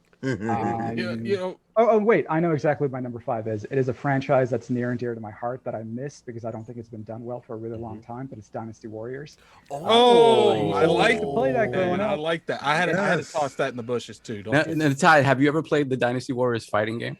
The original Dynasty Warriors? On PlayStation 1, I have not, but I know about it. I think I really miss 4 and 5, and I wish Sony would just take those games and make them available to play at some point, but they don't seem to want to do that. And that is I saw the trailer for the new one. It looked really good. Yeah, and you said something that I definitely. It is probably a lot different for a dev playing games. Like they just look at how'd they do that. Like I that is probably a huge difference from like someone that don't know anything about development cycle knows development cycle playing a game. No doubt. So let's get Lady Megan her top 5 video games or franchises of all time. Okay, I think I've mentioned these a lot, and also if you play the DLC, I think you'll see the influences in it. But my top ones of all time are BioShock, Fallout, Borderlands, Witcher 3, and Portal. Oh yeah, Portal. And I think one time, a guy told me those are all the same game, and I was like, I guess I have a type for my favorite. Out of curiosity, the major question. Right? Yeah, I know. I'm gonna get it. I didn't get it. Out of curiosity, which Fallout? Oh no, you'll get people mad at me. I like both. Okay, so it's different. There's not an inside joke. You'll be fine. No. I like both of them equally, but the first one that I played was Fallout 3, and so I think just that first experience of it's will always hold a special place in my heart. And then obviously New Vegas is awesome. Right. So that's right. Hey, chat. Notice she didn't say 4. I just want to point that out. And to King's question, like you said, we asked both of you. Here we go. From any generation, favorite console and why. So Lord Nitai first. Oh my God! Any generation. They thought it was over. Thought it was over. It's not over. This is. I don't talk about this a lot because nobody really talks about this console anymore. But when I was young, I really loved the Sega Saturn. Thank you very much. Wow. Nitai, you're welcome here. I love you. Saturn. For the kids. Yes. When we were young, there was a rivalry between Sega and PlayStation, and for a very long time they went head to head. I still think the Dreamcast is a seriously underrated console that died way too early. It had its own built-in 56K. You could play Phantasy Star Online. It was doing things that nobody else ever did, and then it just died. I think it is a huge loss to just gaming that entire generation of console kind of faded into obscurity. So, Saturn. I mean, who have just made a kid shit. Thank you. Thank you. Yes, we are here. Did you see there's a Netflix documentary about old gaming? Well, it might not have been just about that, but it included Sega. They're how they shot to famous. Yeah, it was really good. And how they imploded afterwards. Yeah. It is what it is because it was two companies and one. But okay, Lady Megan, your favorite console of all time, any generation, and why? Well, I think mine is split because when I was growing up, we had a Super Nintendo in our house, but it was only because my dad played games, and so the only games we had for it were Desert Strike and like wrestling and those type of like oh man, my brain just slipped out. You good. The Nazi one. Killing Nazis. Yeah. Why did my brain Wolfenstein? I was like, oh, my brain, right when I went to say it. But yeah, so I grew up on those type of games, and then watching my dad play Doom on the computer. And then when I went off to college, I bought myself a PlayStation 3, and I remember like Uncharted kind of came with it, and it was the first time I saw like, wow, look at how video games look now. Like back then, it would like give you headaches if you played it for too long because it was like so sharp and bright. So yeah, I think for me it was like a huge jump between what I had experienced. I'm gonna force you to pick one now. You hedging, man. I need that one. Is it PlayStation 3? Or is it's probably the Super Nintendo. Okay. I would have asked her to pick some. So you asked her to pick between life and life. Listen, you gotta pick. You gotta choose between your children. That was good. Look, this is an absolute pleasure, Lady Megan Lord Nitai of Obsidian Entertainment. An absolute pleasure to have both of you in the room. Where can the fine people find you, and what else do you have going on? Let's start with Lord Nitai first. Unfortunately, you guys can't find me anywhere. I'm not on any kind of social media. Invite me back again. That's how you can find me. Oh, absolutely, brother. Absolutely. I love your insight. Love what you guys doing on the team. Tremendous. We are super excited for the future. And you know, what we try to like really preach here is like, look, like just because some games might come out buggy, not saying OuterWorlds did. It's like there's still developers behind these, and they still have emotions. It's like you can give constructive criticism without doing a 2-hour podcast, like destroying the game for no reason. Like, exactly. Salute. We total appreciation for what you guys are doing, and of course, Lady Megan, who is on social media. Where can the fine people find you, and what else do you have going on? Oh, I'm on Twitter. My handle is Fictivate, which is made up word. You already put it in the chat. Yeah. It just means made up word means to make fiction, basically. And so what do I have going on? Hobby wise, I did put out an urban fantasy novel, late 2019 called House of Ash and Brimstone. It's really cool. It's kind of like a Buffy type influence on it. And I did take a break on writing novels when Obsidian asked me to be the game director on the DLC, just because it's a lot of work, and pandemic was pretty crazy too. So now that all that's wrapped up, I'm going to try and get back into it. Yeah. Nice. Absolute pleasure. Again, continue the great work. The Lords of Obsidian. Greatness is in the building. Salute the Private Division. Salute the Xbox Game Studio. This is tremendous. Thank you guys so much. This is super informative. It was really fun. Thank you. I had a great time. Thank you. That's super cool. It's like, you know, we were saying before being on the show, especially me and Cognito, like we've always said, man, we got to get Obsidian. We've been doing this since 2016. And it's like every year that we get a little bit more grace. You know, when you guys got bought by Microsoft, I was like, there it is. That's this is our shot. But still, it did take a couple years even after that happened. We're so humble. Enjoy your day. Thank you so much. We're going to continue rambling on, talking on our show, but I wanted to give you guys the proper outro and enjoy your day. Thank you again. The Lords of Obsidian Entertainment, Xbox Game Studios, Private Division. Salute. Have a good one. Have a blessed day. Put those links in the chat again, Hustle. No doubt. I will get poll and all that other stuff as we continue. Blah, blah, blah. 1 second. Do we got? Now, Soft, how you want to handle super chats? How you want to just do the super chats? Just come now. Super chats. Okay. So we got the Everborn Saga, $5 super chat. The Lords are in the building. BX stand up. I read these already. Hold on a second. We got Slow Mo Backslap, $5 super chat. Afternoon, ladies and gentlemen, and addicts. Glad to see Obsidian in the room. One of the best WRPG devs. Can't wait for Outer Worlds 2. We got a on that one, so we'll see. Then we've got Dovakin, 89 with the $5 super chat. Can we expect another Fallout from Obsidian? Love you guys. Keep up the good work. That's one of the reasons we waited till after that. Yes. We know the NDA questions are coming. Exactly. Yeah, Then so we we have had to get them out so they didn't have to deal with this. Yeah. Then we've got Sage with the $20 super chat. Let it be known that I personally find Obsidian to be one of the best game developers on the planet. South Park Stick of Truth is one of my all-time favorite video games and RPGs. So well done, so creative. Love you guys. Yo, I forgot about South Park. Wow. I forgot about They didn't specifically work on that, but well, I mean, I don't know. Are they still in the chat? I still hear Megan. Oh yeah. Sorry, was I supposed to leave? You're like, can you guys? No. Look, we, out of respect, we we were told because hours. we're long form. We're long form. We have gonna like do 3 hours. Yeah. Oh, okay. We respect your time. Like, yeah. Okay, so let me ask. Megan, did you work on this? No. No, I didn't work on South Park.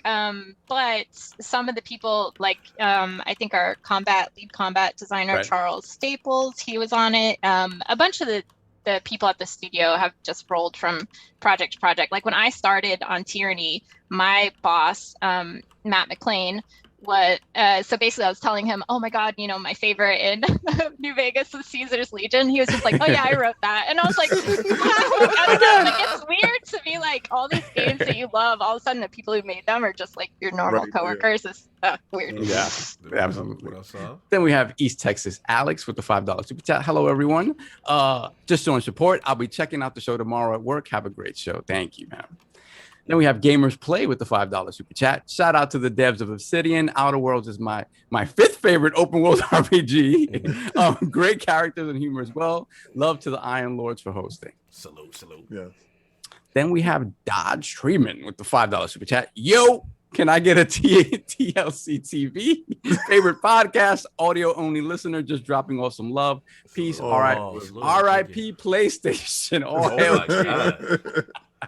I don't know what you're talking about. I've never seen this sort of discourse, in our super chats. Then we have Brett Bingham, $2 super chat. Your favorite companion to companion dialogues? I think that's the one the Attic read before. BitCloud Gaming with the $5 super chat. Almost 500 people here. Let's go. Get to 400 likes. Salute to the Brothers Iron Lords podcast. Salute, thank you, brother. Appreciate it, bro. Then we have Lord Brap with the $2 super chat. Salute, Lords. Thank you, my brother. Then we have Kid Smooth with the $10 super chat. I paired Pervati. I don't know about Pervati. I don't know how I know character he's playing. That's another character. Different character. He made up a character. I paired Pervati with Vicar for 80% of my playthrough. Y'all did an amazing job with Pervati. She got me through many scenarios with ease. 2019 Game of the Year. Good job. Woo, I can't get Pervati out of my head now. Yeah, that's nice. We have Aaron with the $5 super chat. How does it feel being sister studios to Bethesda / ZeniMax? Please, I need to know. Try to get information. Megan stays quiet. Megan. Sorry. Ty messaged me after. Sorry, can you repeat? I was badly multitasking. What's the question? Okay. How does it feel to be the sister studio to Bethesda / ZeniMax? Please, I need to know. I think it's super cool. I can't wait to see them at like the summits that we do because I'm a huge fan of their games. And one time I think I got to go to one of their parties and I was like really starry-eyed. So I'm gonna be that person who's like bugging them and they're like, hey, we'll see. Then we have Hustle and Motivate, $5 super chat. The Dreamcast walked so the Xbox could run. Great interview, guys. Lady Megan said the SNES was her favorite, so she's lit. Oh, that was the tie. Yeah. Oh yeah, that's a tie. Oh no, sorry. Super Nintendo. Yeah, I don't know why I was thinking. I need another cup of coffee. Sorry. Now, hold on. We have Brett Bingham once again with the $5 super chat. Microsoft and Sony fighting over SquareEnix like Peter and the chicken from Family Guy. Not really. It's no fight. One person has money and the other person doesn't. Oh my God. Then we have Gerald Mack, $5 super chat. Shout out to the ILP here on vacation in Vegas, but it's still the Lord's Day. Great show. Great guests. One love. Thank you so much. Beautiful. Thank you. Having all your fun and you tuned in. I love you. Then we have Sage once again with the $5 super chat. I behaved myself today because of the fantastic Obsidian guests. I'm still in Twitter jail doing my time. This podcast is my yard time. He texted me from Twitter jail because he added me to a group and he apologized that he added me to the group. Thank you for apologizing. I would ask you to tell me what you did on Twitter, but you can't because you're in can't. jail. He can't tell us. It's really messy. What else we got, Sal? Last but not least, Malik Tyler with the $5 super chat. R.I.P. PlayStation. All hail Lord Spencer. There we go. Here we go. Here we Your go. king's well, people come. Okay, are you sure, Megan? You gonna stick No, around? I was just waiting. I was like, oh, okay. Well, I don't want to like just leave right in the middle. No, it's so- fine. No, Oh. No, not. Yeah, 'cause Well, you see, Okay. the thing is it gets a little messy. Yeah. What you have to I'm do. gonna go make lunch. Yeah, please do. Dog. We appreciate But no, your thank time, you Megan. so much for having us Thank you on. It so was much, really Megan. cool. This was so much Anyhow, fun, and we okay. hope to have you back. All right, have a good one. Absolutely. You too. Salute. Yeah. Bye-bye. What else Okay, we so got? we're caught up. We're We good. all Now the I way can up? be messy. Okay, hold on one second. Let me just finish something up. King could take the gloves off now. No. King, You know, at first I didn't want to get too much into the murder mystery because Yeah. a lot of Spoiler. times you might say some things, Yep. and Yeah. you guys are really good with like the. Yeah, because I'm trying. It's so I don't want to give it away, but I want to. Yeah, because there's a lot of jokes in there, and then I love taking a robot, and the robot says some weird stuff at so wild times. So Someone said we lost the queen to the talks to chat.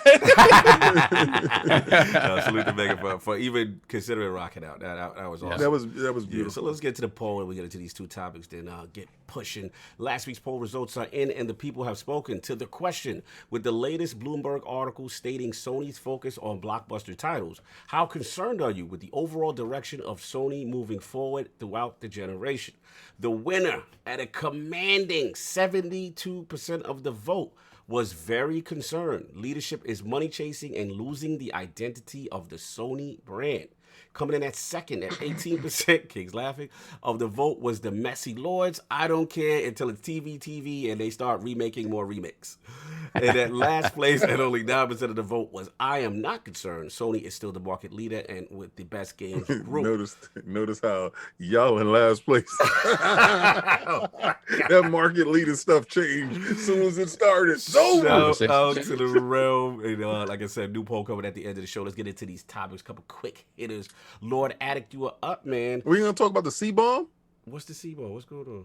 But people PlayStation's dead. We ain't gonna talk about that. Always go. That was They dead, son. You want to do that? C-bomb? When we go down, son, they dead, son.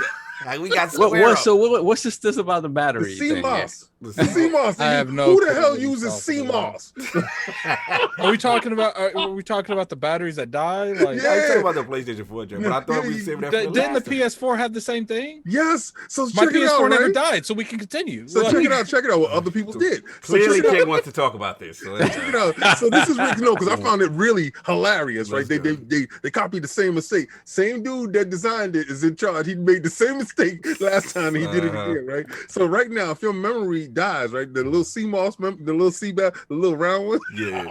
if it died, you can't access none of your digital stuff. So whatever you bought digitally, right?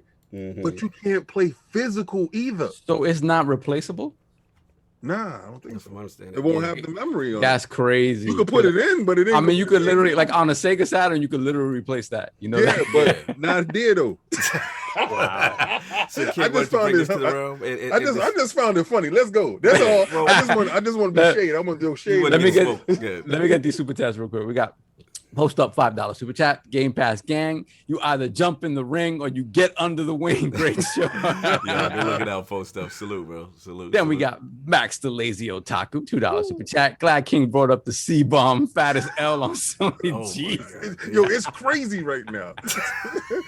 they got time limits on everything. They got time limits on the controllers. Time limits on the console. everything got got to motivate. Say you can replace it, King. Take You can replace it. Here comes the reasonable Lords. Here we go. And then Delilah said right under him, but you have to void your warranty. Yes, there you go. But at that it. point, like, by the time Yeah. that ends, like, your warranty's gonna be up anyways. Not if it's accelerated. Not if it gets my if it gets too hot in that box, it might get accelerated. That half-life is cut in half. Yeah, So, you know, did we catch up on the rest? Yeah, CMOS don't. We just do got good one heat. more right coming in right now. We got Brett Bingham, $5 super chat. Lords, what game franchise or franchises would you like to see revived? I have a few: Area 51, NBA Ballers, Midnight Club.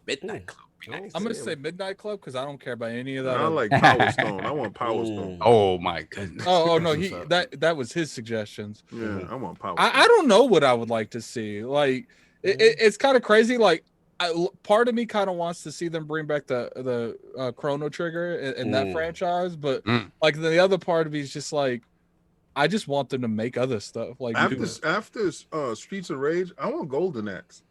Oh, wow, that would be fantastic. I want Golden Axe. I want these games to be like the graphics now and the animations that we have now. I'm really just went back to play Streets of Rage because of this DLC. Yeah. So I don't know. They doing Ninja Turtles. Yeah. So no, I mean, come on, let's go. Let's bring them back. We caught up, Sal? Yeah, we're good. Yeah, so pretty much since we stayed on the Sony topic, the other part of it, I believe, to King's topic was also the April update. So it looks like they had an April update. Sony now has the USB storage option available. I believe it's 250 gig minimum with an 8 terabyte capacity, and basically they says that I think two USB storage can be connected at the same time, but basically kind of like what the Xbox Series X has, which is now you have that option to add a caddy. But to King's news, which I know he can't wait to talk about, is as of right now there's still no the SSD option, the MC option. That's closed. That slot is that slot is closed. That slot is not available yet. They said it will be in a future update. They're gonna talk they'll let you know later. So, King, clearly you want to talk about this. So, what do you feel about the storage being closed, sir? You guys in the beginning thought y'all was lit. Y'all thought y'all had the fastest SSD. And we're going to have storage options. And I'm going to tell you right now, they're allowing us to purchase because Microsoft told you got proprietary and it's $200 and some dollars and it costs so much. You gotta say, like Calvin. Yo, they have no solution. They literally lock them out. And if you play with it, if you put something inside of it, your system don't work, don't shut on. That is, y'all been bamboozled, hoodwinked, and led astray. And right now, all this stuff is coming to pass. Y'all just got an update that allowed you to play with an SSD, a regular hard drive. Oh my God. They said, okay, I suffered long enough. Here goes a regular hard drive. They gave it the basic shit. King been waiting for this. He been sitting on this, bro. I've been waiting for the day for y'all to get the update, and it came, but it wasn't the update you was looking for. Oh my God. Y'all can't, the L's that y'all are getting is so hilarious. No wonder y'all not on my timeline. This is the best. I just wanted to ask the realm. Yes, are y'all ready to put your hard drive together? And you can't put two together. Because it can't. No, if you put two, it might blow up. I mean, that part is kind of funny. It kicked in. I was surprised by that part. When I have my console on, on rest mode, right? Yes. So the update got pushed to the console automatically. Yeah.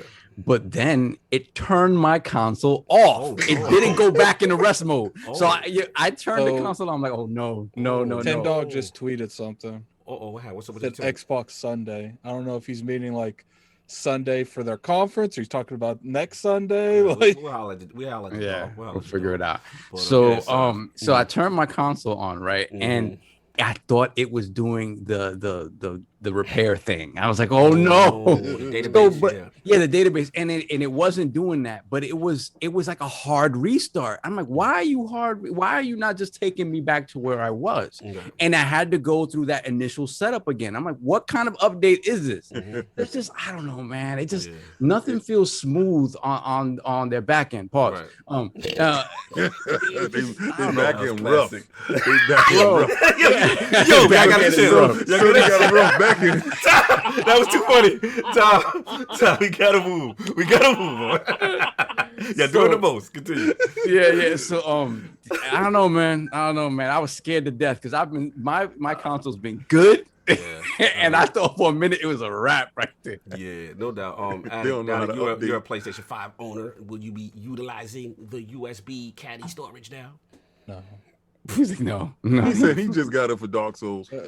Pretty much at this current. Oh, and by the way, I will be live streaming Dark Souls tomorrow at 1 p.m. Like those joints. It'll be on this channel, so you can come there and complain that I don't like. And look, let me rant for 15 seconds. Lord. Why is people telling me that? Well, I'm like, okay, man. I was like, I want to be fast. And they're like, so I picked this character, and then I start taking some clothes off. That was funny. Because I'm like, look, I'd rather be naked on Demon Souls than rolling around like I weigh 800 pounds. Right. But you not about that. You're not It about was having hilarious armor. because he took the helmet off first, right? So he takes the helmet off and he goes, "That's not enough." So he's out there, nipples out, right? So he takes the armor off and he's rolling around. He says, "Yeah, I'm faster." No, you got to be real, King. I was doing better with clothes off than I was. You was. I'm Were not you gonna still lie. playing with a dagger, or did you change up to? No. Yeah, I messed up that a couple Now, times. let me backtrack. So now that what about the SSD solution? Like, is it a situation where you're frustrated that you won't be able to get that just now, or is it something that when it's activated, would you even be interested in based on how big these games are? No, like, to be honest with you guys, normally I only have like 5 or 6 games like I play. I usually have Apex Legends downloaded, but as far as like games I play, it's very few, maybe 2 or 3. Yeah. And when I want to delete something, it's very apparent. Well, I ain't played this damn game in 6 months, so I just delete it. Like, I got you. Like, I've never been the kind of person like Lord Cog loves he loves the quick resume on Xbox. And it's cool, but it's like, to me, it's just like, I'm going to quick resume from the only game I'm playing to the only game I'm playing. Yeah. No, I feel it's not just a drag. No, I feel I'll jump in. I'll make it quick. Yeah, look, to King's point, yes, we were hoping that we would have an answer by now. So I know King's clowning, but there's truth to it. At the end of the day, it's nice that we got the caddy old school option finally, you know what I'm saying? But at the end of the day, I think my frustration, King, is just that, at least give us what the minimum spec is going to be. So for this NVMe that's going to be compatible with PlayStation It's 5. closed off because it overheats. And this is back to that variable juggling console that I was talking about earlier. It overheats, right? This is the console's been out long enough. Right. You not to have a storage solution that you already have the slot for that's there. Right. It's not like Nintendo where you saw at the base of the docking and you saw that thing in the back and you didn't know exactly what that was, and we were assuming it was the expansion bay for something. Right. No, this is an actual storage spot, and they told you the SSD solution can go there, so you can actually purchase like a Samsung SSD that can actually fit in there. But the questions is, why haven't they allowed it to be available? Right. Why aren't they answering the people's questions? Right. This latest update told you that there was a minimum spec for it and a maximum spec for it, and then you weren't able to double up on your hard drive. It's just certain things about this console. It seems like it's half-baked. Yeah, we laughed at the price of the Xbox expansion, but I mean, it's helped so many people. Like, and it is the going rate when it comes to NVMe tech. Yeah. Like we I know a lot of people like, it's way overpriced, and trust me, I was the one that had to bend the knee, and I didn't want to buy it. But at the end of the day, when you look at, like, I bought an NVMe for my rig, like, that is comparable. What's King laughing at? I'm laughing at Attic. Oh, okay, what he doing? What is he doing? Yeah. Oh, he wants to jump in. Oh, look at Attic not interrupting. Go ahead, Attic. Well, I do get annoyed when we get new consoles and it's a downgrade from the old consoles, like in any way, like software wise. Like, I remember when the Xbox One came out. Oh, like, my God. It was literally a shell compared to the Xbox 360. Like, literally a shell. Like, it was so bad when the Xbox One originally came out. It didn't even tell you when your friends were online. Yeah, it's just like you have to look that up on your own. Do that. It sometimes it's like it's changed for the sake of change. Like the UI stuff on the PlayStation. And that's why you'll never hear me saying, "Oh, we need a new UI for everything." Right. If the UI is fine, it's fine. You don't need to keep making new stuff just because it's a new console. No, I agree. And I feel like one of the reasons that Xbox has had less hiccups when it comes to software is because they've been evolving their UI to take it to next gen, and not just like, bam, there's the UI. 6 months later, make slight adjustments. Bam, there's the UI. And then like 8 years later, we're going to make a new UI. No, I feel you guys. So if you're going to say something, I'll finish off. Oh no, for me, as PlayStation being that box is for their exclusives, and the fact that my internal hard drive is full already, with not that many games out, it is very telling. So I don't really care for this USB solution. Yeah, cool. I could download PS5 games and transport them back and forth. Right. But I want that internal solution. And the thing, Soft, too, is we're not even thinking about. I mean, none of us, I don't believe here, are PS5 digital owners, right? Oh, I am. Oh, you're a PS5 digital. I got two. I got two games. So like that's the thing. It's just like at the end of the day, like these games, these 4K assets, these are huge games. You can fill up in about 2, 3, 4, 5. But you know what I mean? Like you can fill and then up very quickly. I'm always afraid. Again, especially at the start of a generation, I'm afraid to attach external, just normal external sort of storage to this, because you just never know how it's going to react with the system. Right. A system update could come and fix some things and then break other things. Right. So I want their solution, whatever their solution is. Yeah. I don't think they figured it out. They haven't. No, I honestly don't think they have either. And if not necessarily haven't figured it out, they're not like, I feel like they released the PS5, but it was still like software was still being developed for it. And I feel like they're still doing coming in hot. That's what we say. Coming in very hot. It's not that I think the console was functional enough to put it out, but when it comes to certain things, you're like, yo, that's on the back end. Right. We're gonna get to it, but we ain't got to it yet. Like, it is interesting, and I would have to agree in the sense of getting these systems out and then not having the necessary plan ready to go. Again, just not knowing what the spec is. I just want to know what the SSD spec, so I could look in that range. So when I'm ready, I'm like, okay, this is the spec that is compatible with the. The funny thing is, just knowing them, it'll be some $500 thing. It'll be the price of the console. You know what's crazy too? That'll cripple them and kill them. Is the fact that like I'm no engineer to no degree at all. Yeah. But it's like how is it my tablet can have external support, but a PS5 can't? Yeah, like when that first launched, you couldn't even hook up an external hard drive to it. Am I remember correctly? Until, what was it? Thursday they just did it. but my point is how do you drop the ball that much?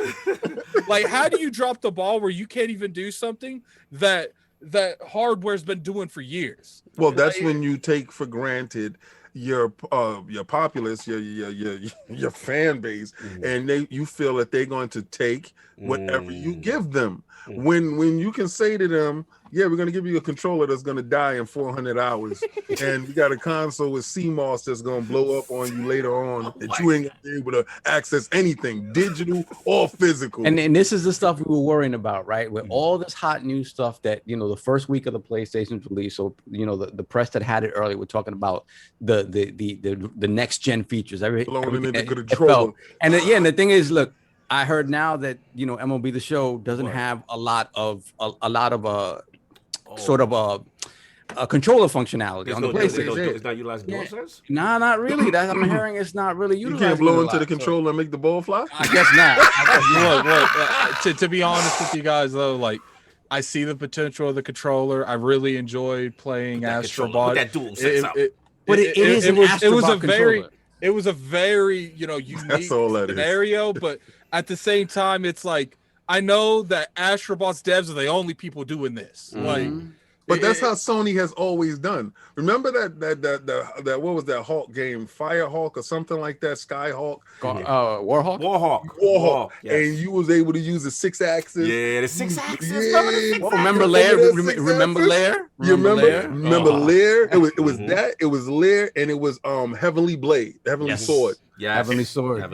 You guide the arrow in. Oh, that was the worst. Where did it go? To the bushes. Why? That was that was Ninja Theory, and I know they had to utilize the new tech, but that slowed that game down so much for me. The combat was great, but but that brought.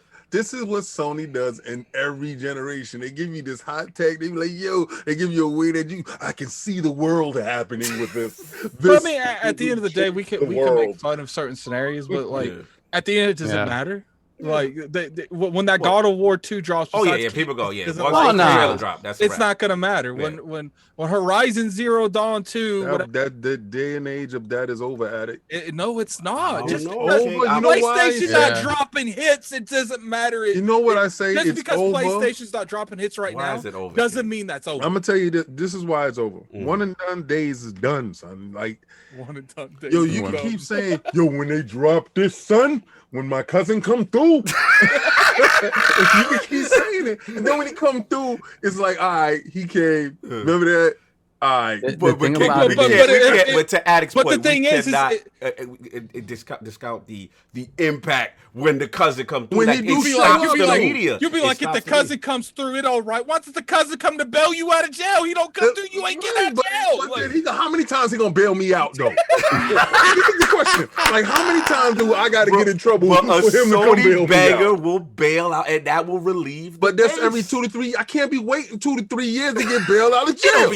It'd be like every 2 to 3 years, every 2 days. Nah, if they have a cadence of 24 months banger, 24 months banger, 24 months duration. We give you. But the thing is, King, like, just because I will agree with you, it's been a while since we had like a huge banger. You know what I'm saying? But because Last of Us was last year, Horizon with no Ratchet & Clank is this year. Hit different. Like you can't act like besides that year, Days Gone came out. They've always had a banger every year. Yeah. Word. What about that Abe's though? I ain't like that. That wasn't it's stupid. Dano said it's the cousin Jim Ryan. Look, we talked about it. We talked about it last night on the Shop podcast. And the thing about it is that this is the first time that you really see where the dude basically that's in third place has changed the narrative around all of gaming. Right. In a way that now they can't ignore, right? When Game Pass first came out, we wondered if Sony could just get by on being Sony and not worry about what Game Pass is doing. In the beginning, sure. Right. Now, no, they can't. The battlefield has changed. It has changed. You know the moment it changed? When Outriders came out on day one. You know another moment it changed? MLB when MLB came out was like, it's yo girl, but she coming home with me. So, you know. I had to drop an F-bomb last night for that MLB The Show. Like, that game looks so good. King Cap, look at King Bro. Cap. No. I saw Hip Hop Gamer. Shout out to Hip Hop Gamer playing it on a PS5. It looks so good. And I was like, all I could say while I was watching it, yo, that looks so good. It's gonna look so much better on Xbox Series. Yo, Cog, I'm gonna tell you, when it comes to like the animations, listen. Sometimes when you swing it and you make contact with a baseball, you would see like an extra animation because it wasn't smooth. The contact wasn't smooth. Now the contact is smooth, and when you look at the replay, you see the batter's eye looking exactly to where the contact is made. Like, King, you don't understand how the nuance for years they would do that. Yeah. King, right now. After we finish It Takes Two, let's do one game of MLB. Start streaming that. It comes out Tuesday for y'all. Tuesday for us. That's Game Pass. Yeah. I'm gonna start streaming that on God and them. So you mean it's out now for the tryhards like Solve? It comes out Tuesday. Listen, now the fans, people who buy their games. So the tryhards. Solve, are you implying we're not real gamers?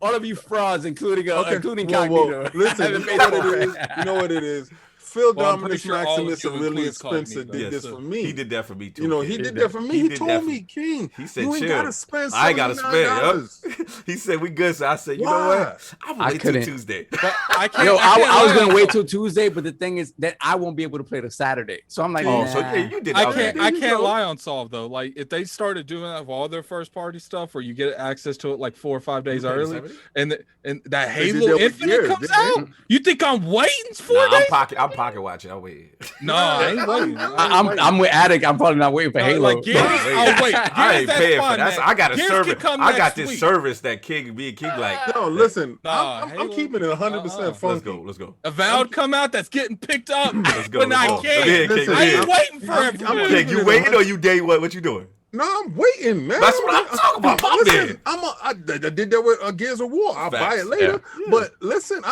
they did this for me, man. Let me hit Cog with this. That Destiny 3 comes out and it's on Game Pass day one. You waiting?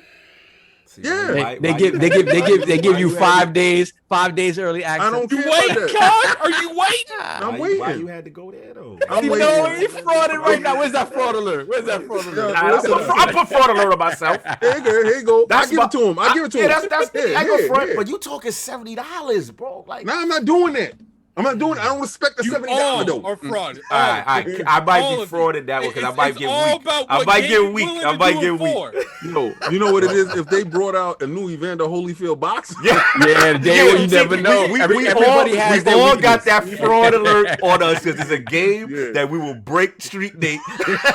Bro, you gotta if they see tell in the me show. tomorrow, Yes. because you know Holyfield fighting Kevin McBride, right? So, No. yes. Oh, yo, I'm gonna tell you right now, Trilla's bugging.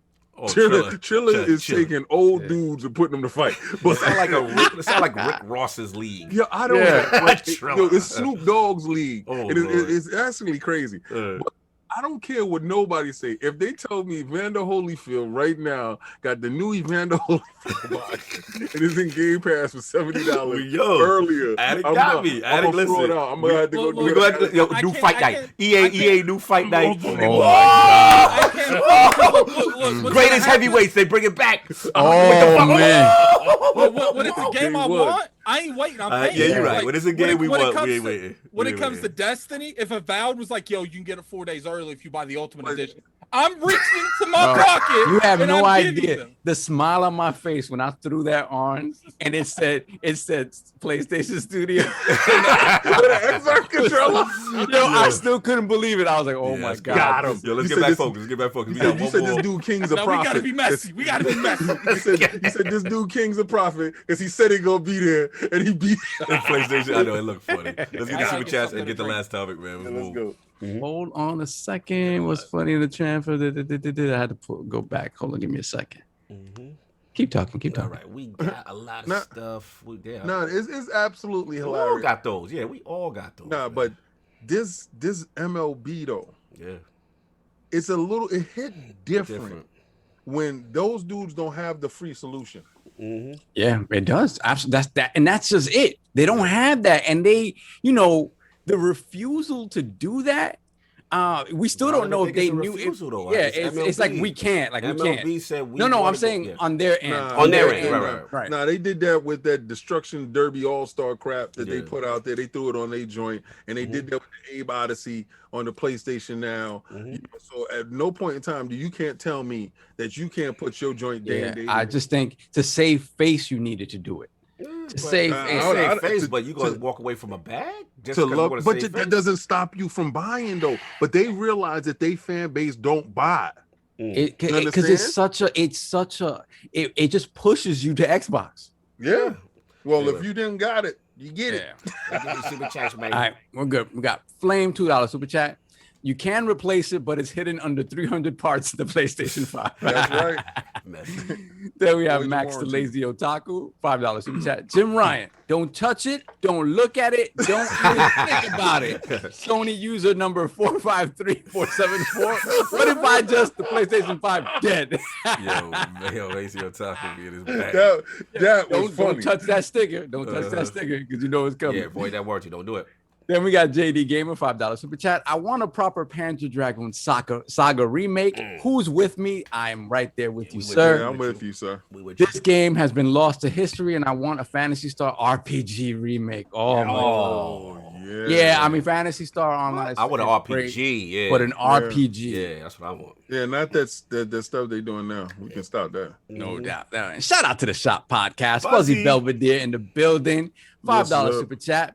I'll purchase more games on PlayStation 5 when they open up the SSD slot. I need space. Time to bury this thing. Put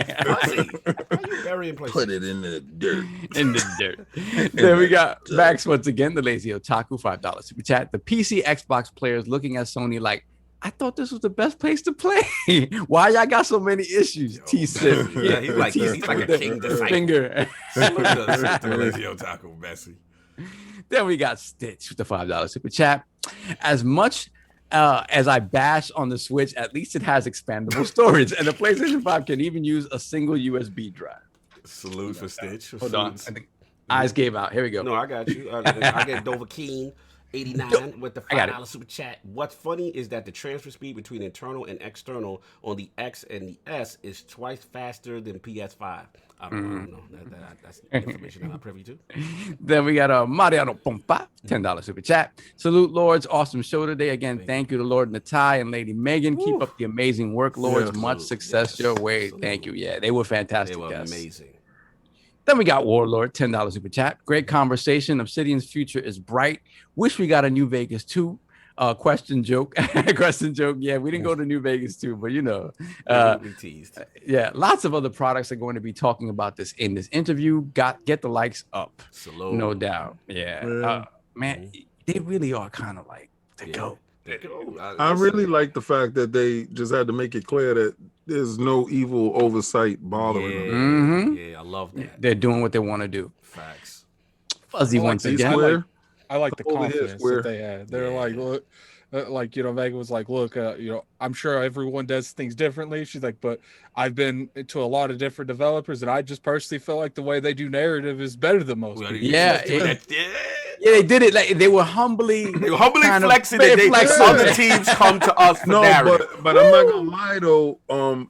Their dialogue tree is the best. It's like you don't get like two lines of dialogue and then you on to the next thing. And the way it's acted out, that's the thing. When Cog mentioned Mass Effect is the closest proximity to that. And if you go back to Mass Effect, it feels very stiff and still very simple compared to that. Yeah, very simple. But yo, I can't wait to see what Avowed looks like in terms of. Don't they got another DLC for? Did you guys see no, you mean for OuterWorlds? Yeah. Gorgon, no. First Gorgon and America, that concludes That's the it. private division deal. Now everything now is Xbox Game Studios. Okay. Because I didn't want to. I'm sure they're all working on it. I didn't want to touch on the fact that it didn't have any Series X or Series S. Enhancements. Remember that was in the private division. They gave us the 60 frames and the auto HDR, but that was about it. With that. Did you guys notice that they were referring to a game that felt like it was unannounced? Yes. Like, yes. They said the other project. The other project. You would have said Avowed, right? Yeah, I felt like out. they There's another would have said project. Avowed. Yeah,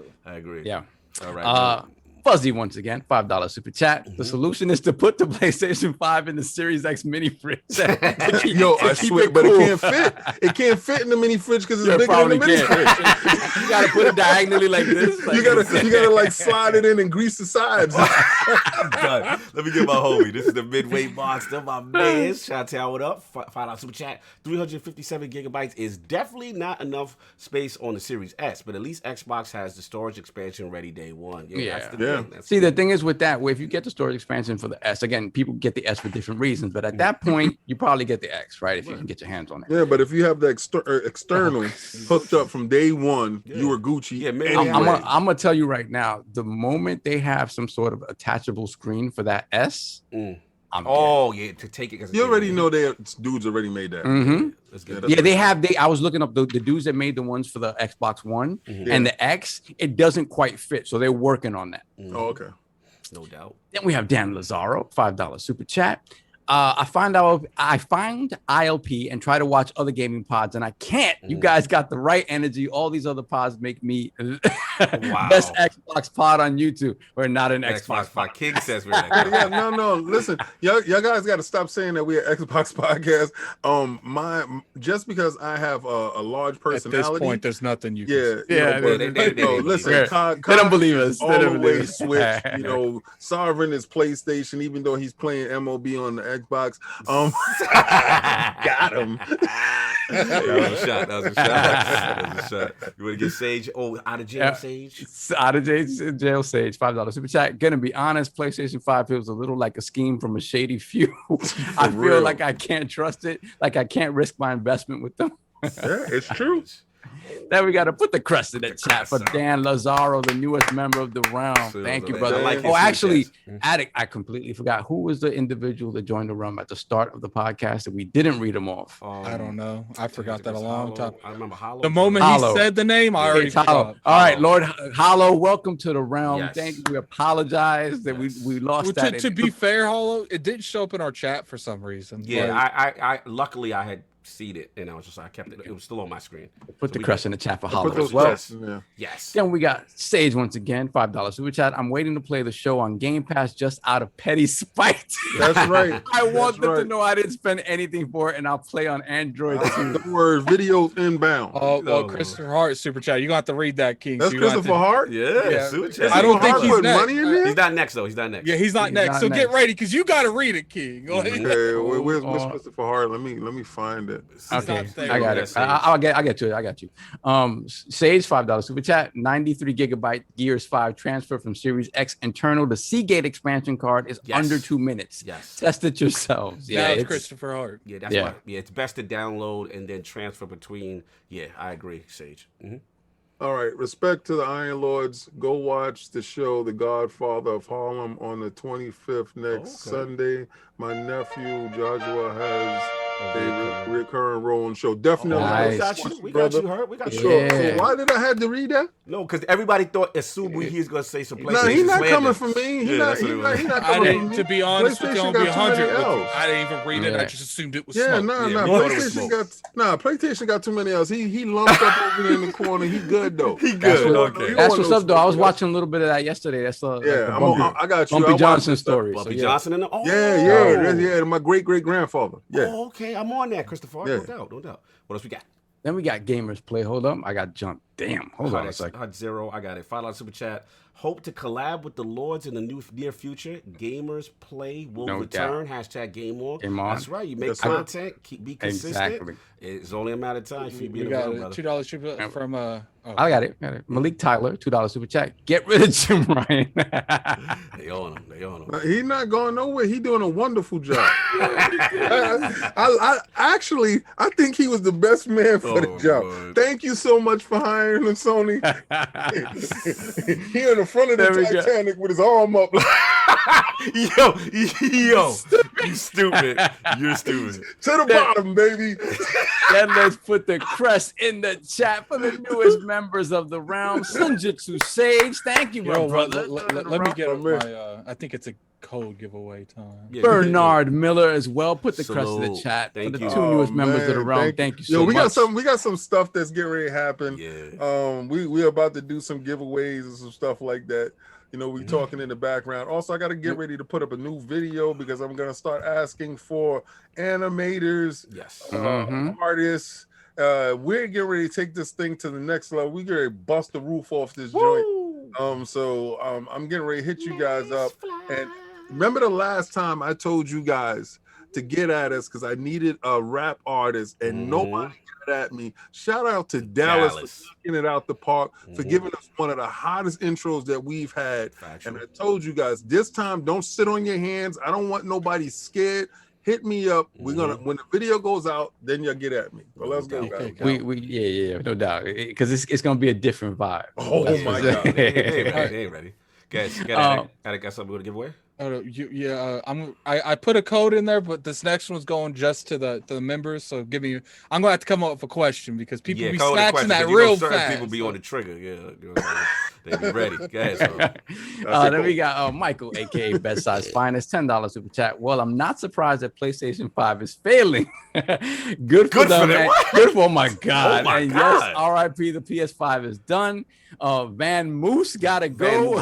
Van Moose. Xbox is life, and yes, Lords, God bless. Say less. Oh hell. Phil Spencer, I'm done. He called him Phil Spencer. Phil Spencer. He in his bag hard. Wow. That was a whole lot of words. I got one. I'm definitely gonna butcher his name. What was his name? I don't want to butcher it. The writer that we just had on. Oh, Nitai Poddar. Yeah, Nitai Poddar. Okay, he said he wrote a specific character, a companion. What was that companion? Good question. Good question. Y'all guys gotta. You messed up. Were you guys listening? Were you listening or were you console fighting? Listen, what were you doing? Listen, did you just show up? Yep, this is for the people who actually was learning. I don't see no names in there. What's going on? I had to hit y'all in the head. Sorry, guys. Flame got it. Flame got it? Wow. Okay. Flame was on No, deck. Flame was on it. You know how I know Flame was on? Flame was on it. Shout out to Flame because he was on it since I posted. Hit me up that on Twitter. Obsidian was going to be on a day ago.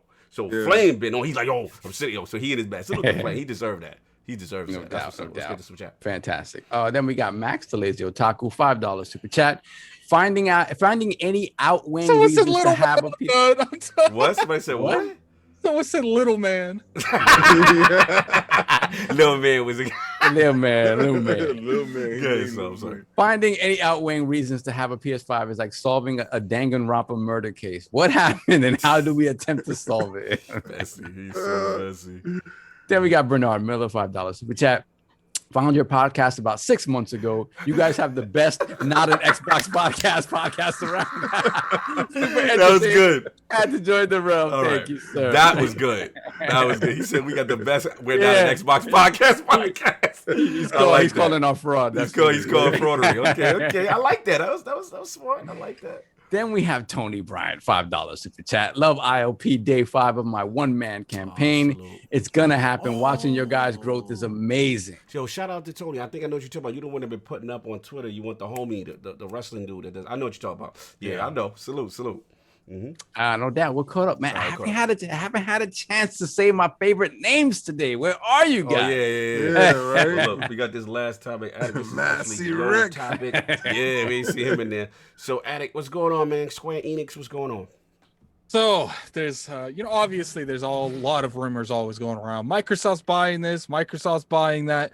Now it looks like, first off, Square Enix has come out and they've debunked this, but in our experience, that doesn't mean anything. And you can even go look up Lord Hulk. He has a good video out on this. Yes. You can look up him. All that is PR speak. We ain't agreeing to anything. We ain't denying anything. So what I want to bring to the realm, what I want to talk about is Square Enix is up for sale, possibly, and I want to get who you think should own them and why you think should own them, and pretty much King, why should Xbox own Square? What, King? King's gonna answer. Okay, so right now they're the king of the Western RPGs at this moment. When the RPGs start rolling in, we expect these RPGs to hit and resonate with the Western market. I think Square, when they acquired Enix, they were trying to get into the Western market, get into the European market. And I don't think it hit the way they wanted to, like with Tomb Raider and stuff like that. I think with Outriders, they finally got a foothold into Western gaming. In a sense that they really have an identity. You don't look at it as a Square Enix game, to be honest with you.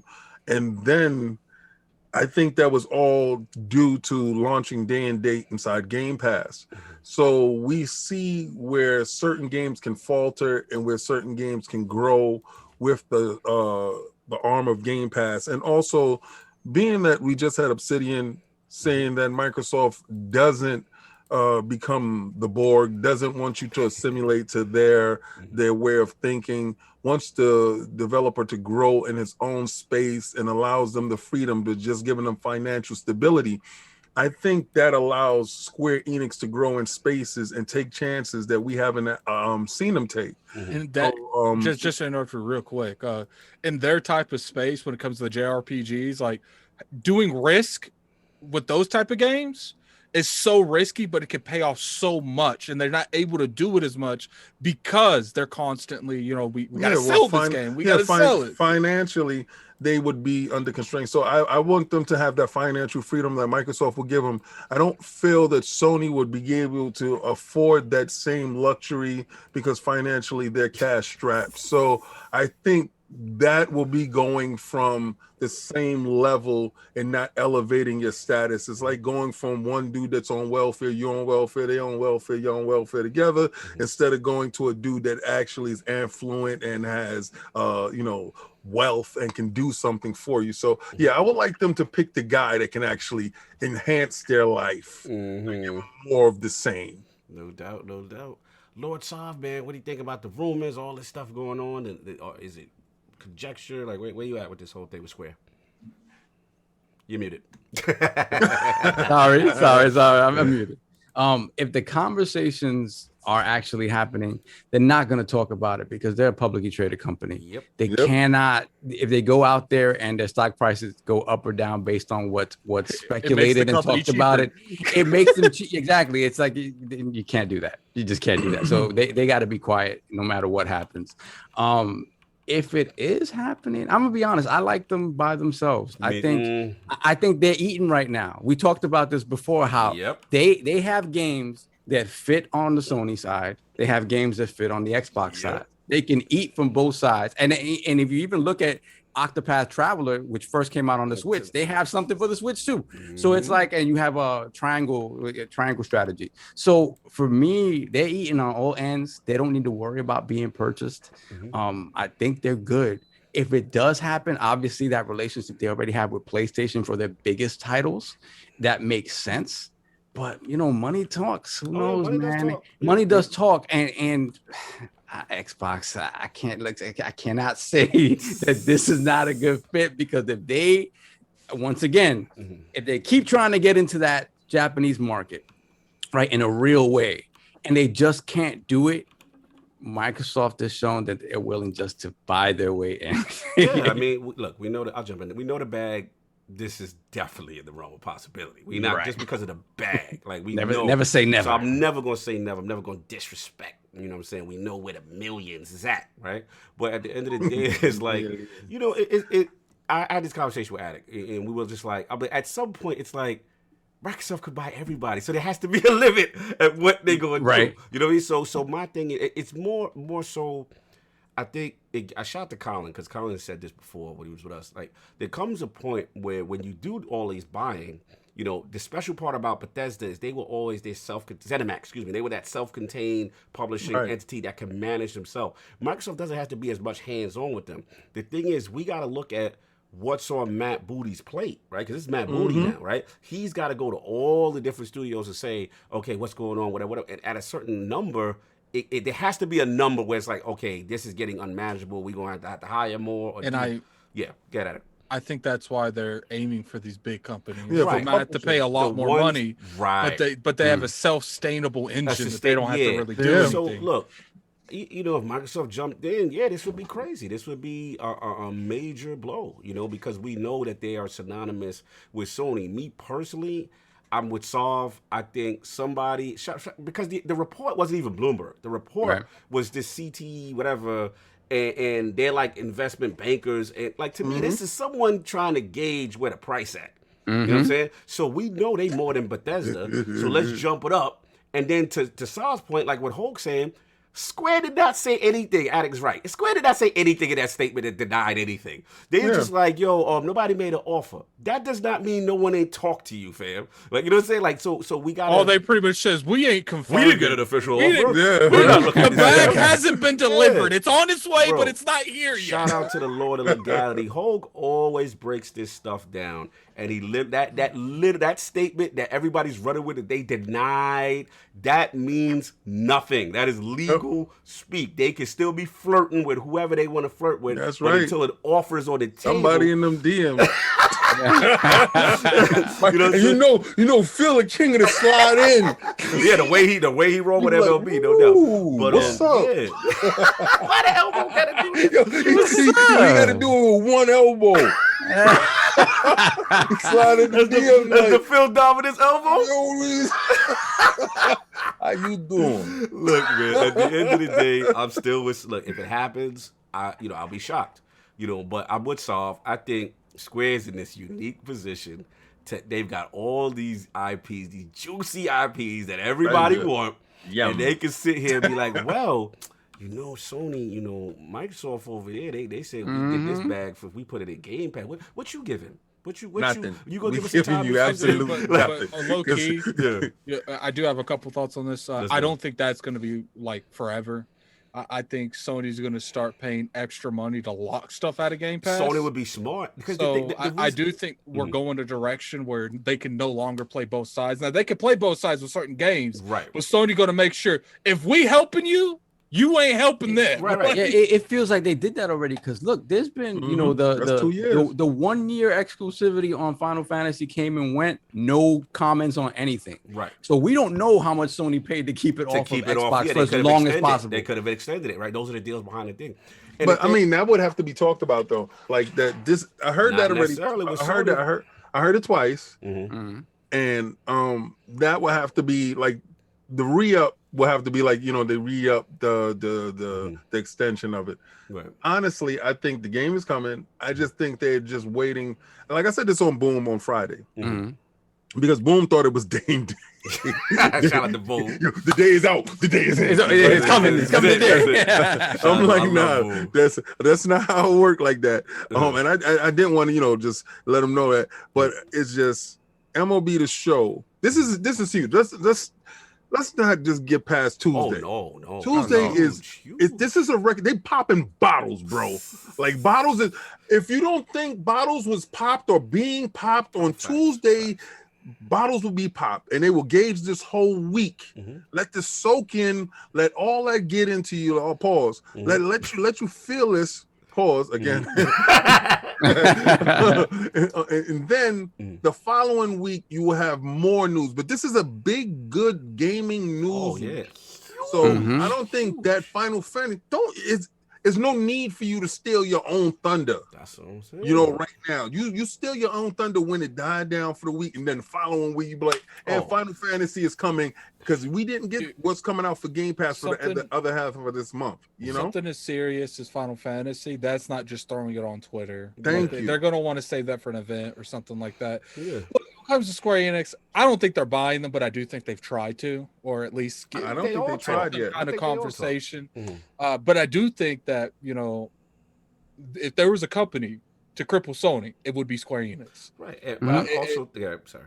And I think getting Square Enix is definitely one of those scenarios where, regardless what anyone thinks, that is really hurting Sony, because one of the things that Sony is doing to combat Game Pass and to combat all these studios that are like, we're just going to double down on timed exclusives. We're going to try to buy as many second, third party deals that we possibly can. And the biggest person they're doing that with is who? Square Enix. You know, so if they took that piece off the board, I honestly don't feel like Sony could recover from that. Let me ask you this. My thing is, though, why do you have to necessarily take it off the board when you could just keep their IPs a Game Pass and just kind of fight that way? You know what I'm saying? Like, my thing is, you don't necessarily got to buy the whole building in this case. Yeah, you didn't necessarily have to buy all of Bethesda, but they wanted all that stuff. No, for sure. But it goes back to what Cox said about what Colin said. Colin said specifically, he's like, yo, the reason I think they should sell all those Xbox IP on PlayStation now is because you make the argument, look, it's on PlayStation, but it's gonna cost you $70. MLB argument, right? Exactly. Just weird. That's weird. Like you're saying, they already dropping a bombshell. They want they want them in their ecosystem. They want it paying the $15. It's like we said multiple times with the Bethesda things. Getting them over there paying that $170. And let's be real here, it's not like, you know, besides the Fallouts, Bethesda games were selling millions upon millions upon millions of stuff. So it's better to have them like kind of directing them towards PC and towards Xbox.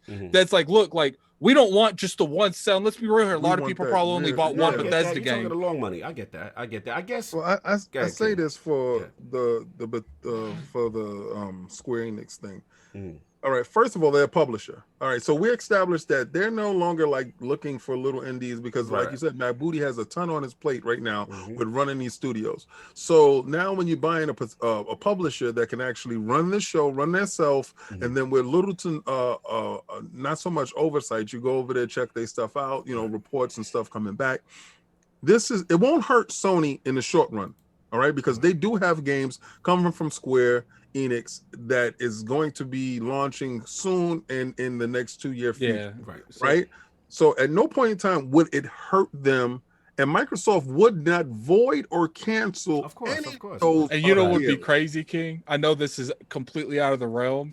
If they haven't came up with a deal for the remake 2 because it's not been formally announced, and Microsoft buys that and they lock that off of PlayStation. I don't think that would happen. I think there's a deal in place But I do say this, right? When it comes to Square Enix, and I do believe because it's publicly traded. Right. Yes, that's what. Okay, this is this is the hugest problem with a publicly traded company. Microsoft can go in and hostile takeover by purchasing the majority of shares. Right. They don't really have to sit there and talk to Square about anything. They can go to shareholders, purchase their shares, have a majority stake in the company. It's really messy when you do that. Here's the thing, because then you don't get the respect from them. Like they want the respect. You mine. You mine, and you gonna respect me. You gonna get in on later. I mean, in all sense, King, I came to your DMs, and I came. Why they gotta be all aggressive? Why you gotta be extra aggressive? But just since King is not wrong, they probably only need a handful of people that own that much stock. But at the end of the day, when you do stuff like that, you want them to work for you. So if you hostile takeover. King, you gotta get your first of all, Mike, get off. He got them like the odd world inhabitants, like them out. Like indentured servitude. Like you gonna work whether you like it or not. Like listen, we can do this the easy way or the hard way. Oh my god. I like you and I want you. I personally feel like I don't know exactly. My personal thoughts is I don't want them to buy Square because I know that's going to be a very expensive purchase. I don't care.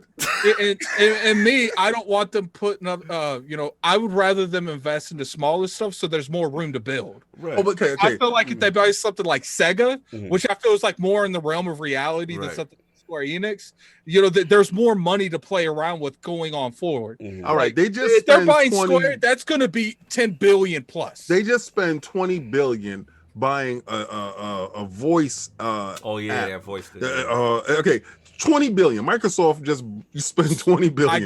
I get it. They put out 20 billion here. The money ain't an issue. But sooner or later, they're going to be okay. Let's start turning this down. The issue comes down with this.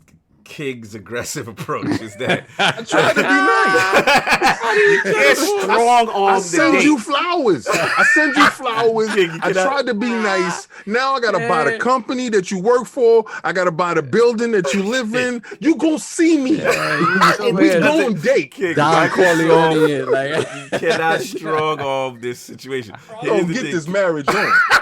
The whole thing is Microsoft has worked so hard to get their public relations up that they are not. That would destroy the Japanese. That would destroy. That would destroy. There would be no that going on. You don't want people working under those type of conditions.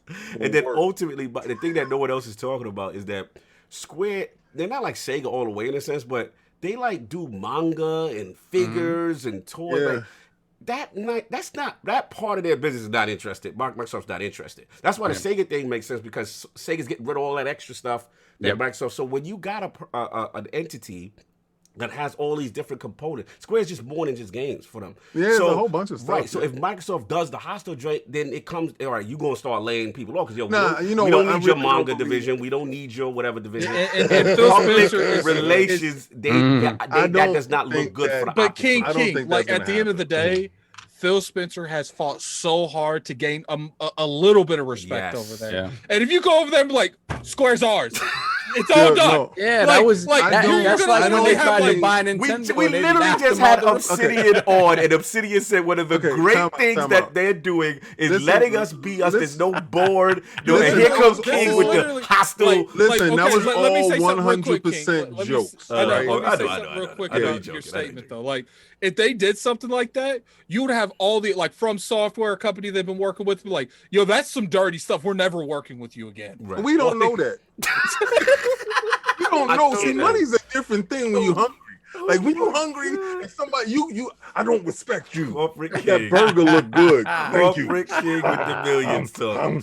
I think say whatever you want to say. People at the end of the day, King and stuff. Nah. I think they're gonna keep honing themselves out. That's what I do feel like that Japanese culture. It's really different. Yes, like if they see something like that, like that's why the Japanese government always be buying stock in their companies to make sure stuff stays with them. Yeah. It's just like if you go that far, like you might as well kiss all relations with Japan. Go. Exactly. Well, that's not gonna happen, and they really like us, and they talking to us, and we are about to get mad because we ain't buying up on stock, do hostile takeover. It's like what we use our ACG podcast at it. It's like we just stay friends with benefits, baby. Like why we gotta no. I want extra. we cool how we are. This is what Microsoft have to do. He gonna do just like this. Hey, boo boo. And you're gonna slide that ring on, and all those games. See, this is the fear. Now let's get to the fear part. Because I'm sick. This is why this is a conversation. This is the reason why it's a conversation. The PlayStation dudes know they only have a couple of bullets in their chamber, right? You know that you got your own joints, right? Yeah. But then your own joints ain't secure because Tuesday showed you anything can happen. Anything is possible. All right. So there you go. So now you shaking. Your gun is shaking because you got a couple of bullets left. You that dude waving it. Old man with the waving the gun, old man. You don't know which bullet gonna go off. So we go over there and we actually take a SquareEnix bullet out of your gun. You only got like 2 bullets left. Now you playing Russian. That's what I did say. No, I agree. If they did somehow get SquareEnix, it would be like a cut the juggler of Sony. Like, because it would be so hard for them to come back. Those are the only games you're looking forward to on there. And the fact the relationship, if it was to happen, which I still don't think that, but if it was to happen, it's a bad look because remember, like Square been there for Sony when Sony was down with the whole Nintendo thing, you know what I'm saying? And they helped, with the system and Final Fantasy, you know what I'm saying, bringing that over there. And then even at one point, Sony had the 10% when the Square was going through it. Right. They had the 10% interest in them. So it again the relationship, you know what I'm saying? It with a Japanese company like Attic was saying, like it would be shocking to me if that happened. And I agree, if it did happen, which I don't think it happened. That would be a huge blow. If SquareEnix that would be crazy. It wouldn't even be SquareEnix. Like if SquareEnix willingly sold to an American company like that, then all people would side eye them. Like, exactly. And shout out to Slow. Slow saying what I'm saying too. He said if forcing your way to ownership really worked with Japanese developers and publishers, then it wouldn't work when Microsoft tried to buy Nintendo and Square back in 2000. Remember when Nintendo laughed them out the room because Nintendo wasn't publicly traded. All right. See, people can. You're not wrong, and they can be like, "Yo, yeah, Nintendo laughed them out." That's right. I'm not in the streets. Get out of my house. But if you about these streets, you could be purchased by whoever drive up. I could just see Phil Spencer coming in. I want to speak to your boss. He's busy today. Well, I'm his boss now, so you better come up. I think Tencent what they do. That's all I got. I don't think. This was a real. It's a fun one. It's a fun. I do think Microsoft's buying someone, but it ain't Square. If it buy them, you gonna go crazy. Oh man, I'm waiting for the video you make if they do that. If they ever bought Square, it would. I would have to join King with his foolishness. It's like I honestly feel like how much more do they gotta do, man? They don't. To me, they out here moving and shaking already. If they buy Square, I'm willing to come out openly and say Sony in trouble. They in trouble already. Tuesday already showed. According to King, it's over. It's over. The fight is done. So hold on. I do want to ask the chat. Yeah. Chat. If Microsoft bought SquareEnix, do you think Sony would be in trouble? Put a 1 for yes, put a 2 for no, and put a 3 for King is right. They done already. Put a 3. Put a 1 for yes, a 2 for no, and a 0 if the fight is if the generation is over already. Yeah, let's see. We got put the a 0 in there if they're already baked clams. Who put 3? We say it's supposed to be 0, but they say 0. It's a 0. I think they go 3 with King though, because they say I think they say it's over there. Okay, so 1, 2, and 3. A lot of 1s with a 3 and a fuzzy stuck a 3 in. All right, 3s are hitting up. Out of control. Oh, 0. Okay, they put the 0. So 3 and 0 be the same. Yeah. There's a lot of them. 6. They bake clams, son. They bake clams. Oh, so that's double is over? That's what that means? Okay. Y'all savage. Anyway, let's get these super chats and get them out of here, y'all. We got Flame with the $2 super chat. All right, Sav. Mass Erect and Lord Roughness. Thank you. I appreciate that. That's what's up. Then we got Brett Bingham, $5 super chat. You know what? I'm not buying WB games. Not selling. No longer for sale doesn't mean they aren't selling. Regular put bad zeros and then VR over. Stupid. All right, hold on a second. Then we got Jimbo Jangles, the $10 super chat. Sony looking like Papa Doc at the end of 8 Mile. Speechless, crowd turned. He's scared. He's shook. There's no such thing as a halfway crook. Woo! Bars. That bomb deep. That shook one. Let's go. Yeah, I can't read stuff like that. I'm too white. You can't read it with the right cadence. You know, you gotta. I'm gonna read that just like I'd read everything else. High five. Shout out to Attic. Then we got Dan the Man Cunningham, $5 super chat. Greetings, lords. I hope Microsoft buys Square. Then they wouldn't treat us like third-class gamers like they do. It's getting better. It's getting better. Then we got Sage. Square Games and Game Pass right now. Shout out. And we got Sage, $5 super chat. Remember what I said about Square Cog and how unthinkable that seemed. Xbox Japan, .. Squaresoft. Yeah, I don't know, man. I'm still waiting on Sega, bro. That's Get them. Brett Bingham, $5 super chat. Just get them too. Buy them all. Oh well. Brett Bingham, $5 super chat. E3 is going to be massive for Xbox. Microsoft isn't just coming for Sony's lunch money; they're also coming for their Yu-Gi-Oh cards. Damn, you gotta take the Yu-Gi-Oh cards. Not my Pokemon They do technically own the rights to Yu-Gi-Oh. They do? But no, that's Konami. Konami does. Like, but Konami's like destroyed that game, so I wouldn't even care. We want Konami too. No, we don't. There's nothing Konami has that inspires me whatsoever. IPs, give it to me. If you according to the rumors, that Metal Gear and shout out to my man Kojima. Final Fantasy Tactics remake. If they at fun speculation, if they ever had a Tactics remake, you would officially hear me be a complete fanboy. Which today I got to post that the next Final Fantasy showdown. Yeah, you got to. I like those little polls you're doing. What else you got? I don't even know who won the last one. Then we got Black Ronin, $5 super chat. Great interview, great show. Made my slow Sunday a great day. Thank you, brother. Thank y'all for pulling up too. For sure. Max, the lazy otaku, $2 super chat. Game Pass meme coming soon. Get Twitter ready later. Salute the Max. Then we got Clutch Man, $5 super chat. Great Obsidian interview and shout out to the Living Split Screen podcast. My favorite show alongside ILP. Yeah, big shout out to Pong Soul and Steve over there. Yeah, shout out to Pong and them. Yeah, those guys do great work. Then we got Lord Roughness, £5 super chat. The slander the X got for their UI and controller looking the same. Now it looks like the whole if it's not broke approach wins. The Book of X. Got him. I gotta hit him with the book. Yes, that's exactly. Smart delivery and all that was in the game, huh? Then we got Michael, aka Best Eyes Finest, $5 super chat. Lord, just own it. This is more Xbox than Sony. Y'all got a better chance of having Phil Spencer than Jim Ryan any day serious. And yes, RIP PlayStation 5. Still gonna get them Sony devs on, man. Yeah, man. And whenever they show, we got them. Malik Tyler, $5 super chat. He just makes it seem like they're afraid of us. Hey, man. They might be scared of King. They might be scared of King. Yes. You done seen? I done called them. They're the preferred choice of the TCL owner. Savage. And we got Malik Tyler, $5 super chat. Phil Spencer, we can do this the easy way or the hard way. You gonna be mine. Yo! I know what y'all referencing. Y'all bad. I know what y'all referencing. Stop it. No, I ain't here for no what. What happened, song? No. You just laugh at that. Just reading that. Yeah, you know what they are. Then we got Aaron with the $5 super chat. King did it. I'm dead now. Yeah, that easy way hard way was crazy. That was crazy. Hold on a second. Okay, I think. Me too far. So the Ravenflow is next. The Ravenflow, $2 super chat. A purchase of Square would force Japan to buy Xbox. Force Japan to buy the whole country. The whole country. So I do want to put some in the chat real quick. I need some opinions. Yes. All my Final Fantasy heads in that chat. Put 4 titles you think I should put in this next showdown. 4 Final Fantasy titles. Put them all together.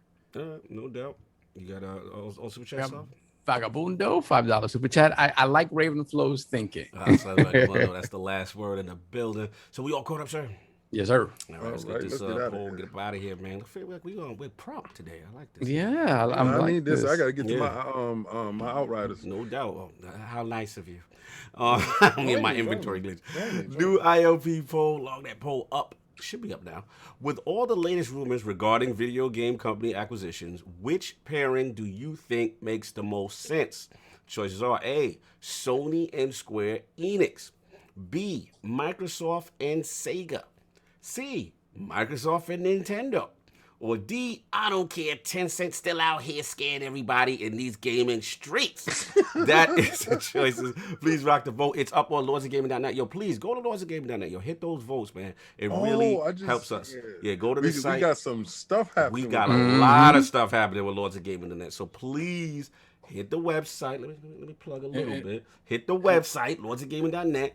Go to the poll. It's up now. Get your vote. Let your voice be heard. Where my video go up? Put that in the chat. Put it in the chat so they can go straight to it. Yeah. Well, how about the co-host help me? I don't have access to it. I don't have how it. How about someone help me while I'm talking? But let's do that.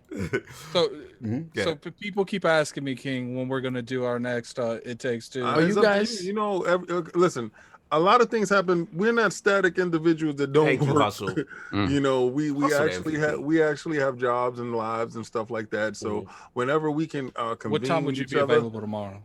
Tomorrow is Monday. I don't think I have anything to do tomorrow. But I got a couple of things to do. So just hit me up.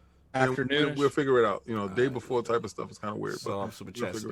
Yeah, we got Sage to $5 super chat. Remember Half Baked? Microsoft this nasty Nate to the teacher. Give me your fruit cup. Out of control. Then we got Malik Tyler, $5 super chat. Phil Spencer, Square Enix, Konami Soccer. What's your price? Yeah, I'm not feeling that Konami thing. You gotta pronounce that correctly. Salute. Then we got Warlord with the $5 super chat. Phil Spencer waiting with the grape jelly and the grease. I likes you and I want you. Y'all better stop. I know what y'all doing. Y'all better stop. It's the Lord's Day. It's the Lord's Day. Y'all out here fornicating out here. Stop it. Anyway, that's what I got. Please rock the vote. It's up there. Thank you. Oh, wow. They still one more. Yeah, Siphonics. Siphonics with the £10 super chat. Wanted to know Square would make Xbox much stronger in Europe/UK as well as Asia. Square's merchandise and anime and manga would be a boon as they have always outsourced this aspect in the past. Yeah. All right, let's start going with this before they make us stay. Yeah, because they're gonna make us stay. All right, so don't mention it. Yeah, exactly. Don't exactly. Lord Addict, where can the find you on fire today? What's going on? Man? You can find me on Twitter at Lord Addict ILP. Twitter. Thank you. I like that. You can find me on YouTube at Gaming Addict. Keep in mind, I will be streaming Demon Souls tomorrow at 1 p.m. If King is available in the afternoon, I guess I'll double stream tomorrow and stream that with him too. And I'm probably gonna have an Addict World Tuesday going up. So we get a new Addict World. Keep checking on the Twitter. You know, Hustle, put my Twitter in there so they know to get all that information. Thank you, Hustle. We appreciate you, brother. Yeah, that Addicts World is fire. Love the streams. Like what you got going on. Love the engagement on social media. What you're doing with the Final Fantasy stuff is very cool. Thank you, sir. You have been killing it on fire. Even though you didn't put the Lords of Gaming in the chat, but I still love everything else you're doing. Anyway, Lord Sov making his annual podcast guesting appearance. That's it. He's done for the year. I'm actually not done. No, that's what I'm talking about. The people want Sov, especially after the Colin episode. I got so much positive feedback from you. People love what you had. They said it was the heart and soul of it. You killed it. Where can people find you? What you got going on, sir? You can find me on Twitter, LordSob ILP, BX Sovereign, and PSN Xbox Live. I'll be playing MLB The Show on my Xbox. I'll be doing that. And next Friday, I'm not gonna say where I'm gonna be next Friday evening. You guys could figure it out because it hasn't been announced yet. But I will be on a podcast next Friday evening. You realize there's like 3 podcasts. Yeah, exactly. That's what's up. No doubt. And then of course I'm still trying to figure out. I gotta figure out with Lady Sob so I can make time for it to get on with Gaz and Asa over there. So that's what's up. We appreciate it. You gotta get that. Yeah, shout out to the Sauce. Shout out to Asa, Gaz. Game On Daily. Yeah, that's a good one. Yeah. So no that's doubt. it. And of course, the legendary Lord King, the Prophet, making us laugh today with his aggressive corporate tactics. What do you have going on today, sir? Well, right now I'm gonna get on this Outriders and grind this stuff out. Pause. I might be on 2XP very soon. Just trying to work stuff out. Nice.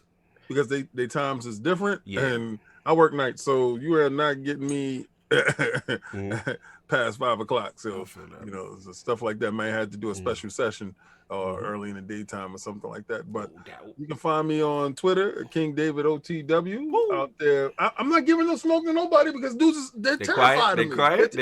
They're terrified. Okay.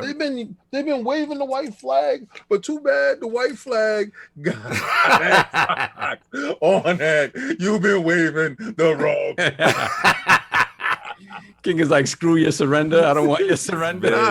This is war. Corporate King, bro. He's vicious. He's vicious, man. No doubt, man. Can see out here moving and shaking, love. And then, of course, you already know it's me, Lord Cognito, man. Again, yo, salute to see everybody pull up when we do the developer intros. I know sometimes they don't always do the biggest, but to see everybody pull up and just engage and listen. And it's actually a really good good call pull up today. Yeah. This was definitely hit that like button. Let's get that over 400 likes before we like, share that out to the to the realm if you enjoyed it. We really like try to do these things. And shout out to those 4 downvotes. Shout out to the 4 downvotes that hated. They didn't want to learn nothing today. Well, that was no, they didn't like when I said that, we're going to get them any way we want them. We're going to do it. They didn't like the elbow. They didn't like the slide in your beard. Because they know this is exactly how they do too. Hey, ma. And you gotta do the bicep bulge. You got to bulge the bicep at the end of it. Anyway, bulge and like, you're a savage, yo. They can reach out and grab you.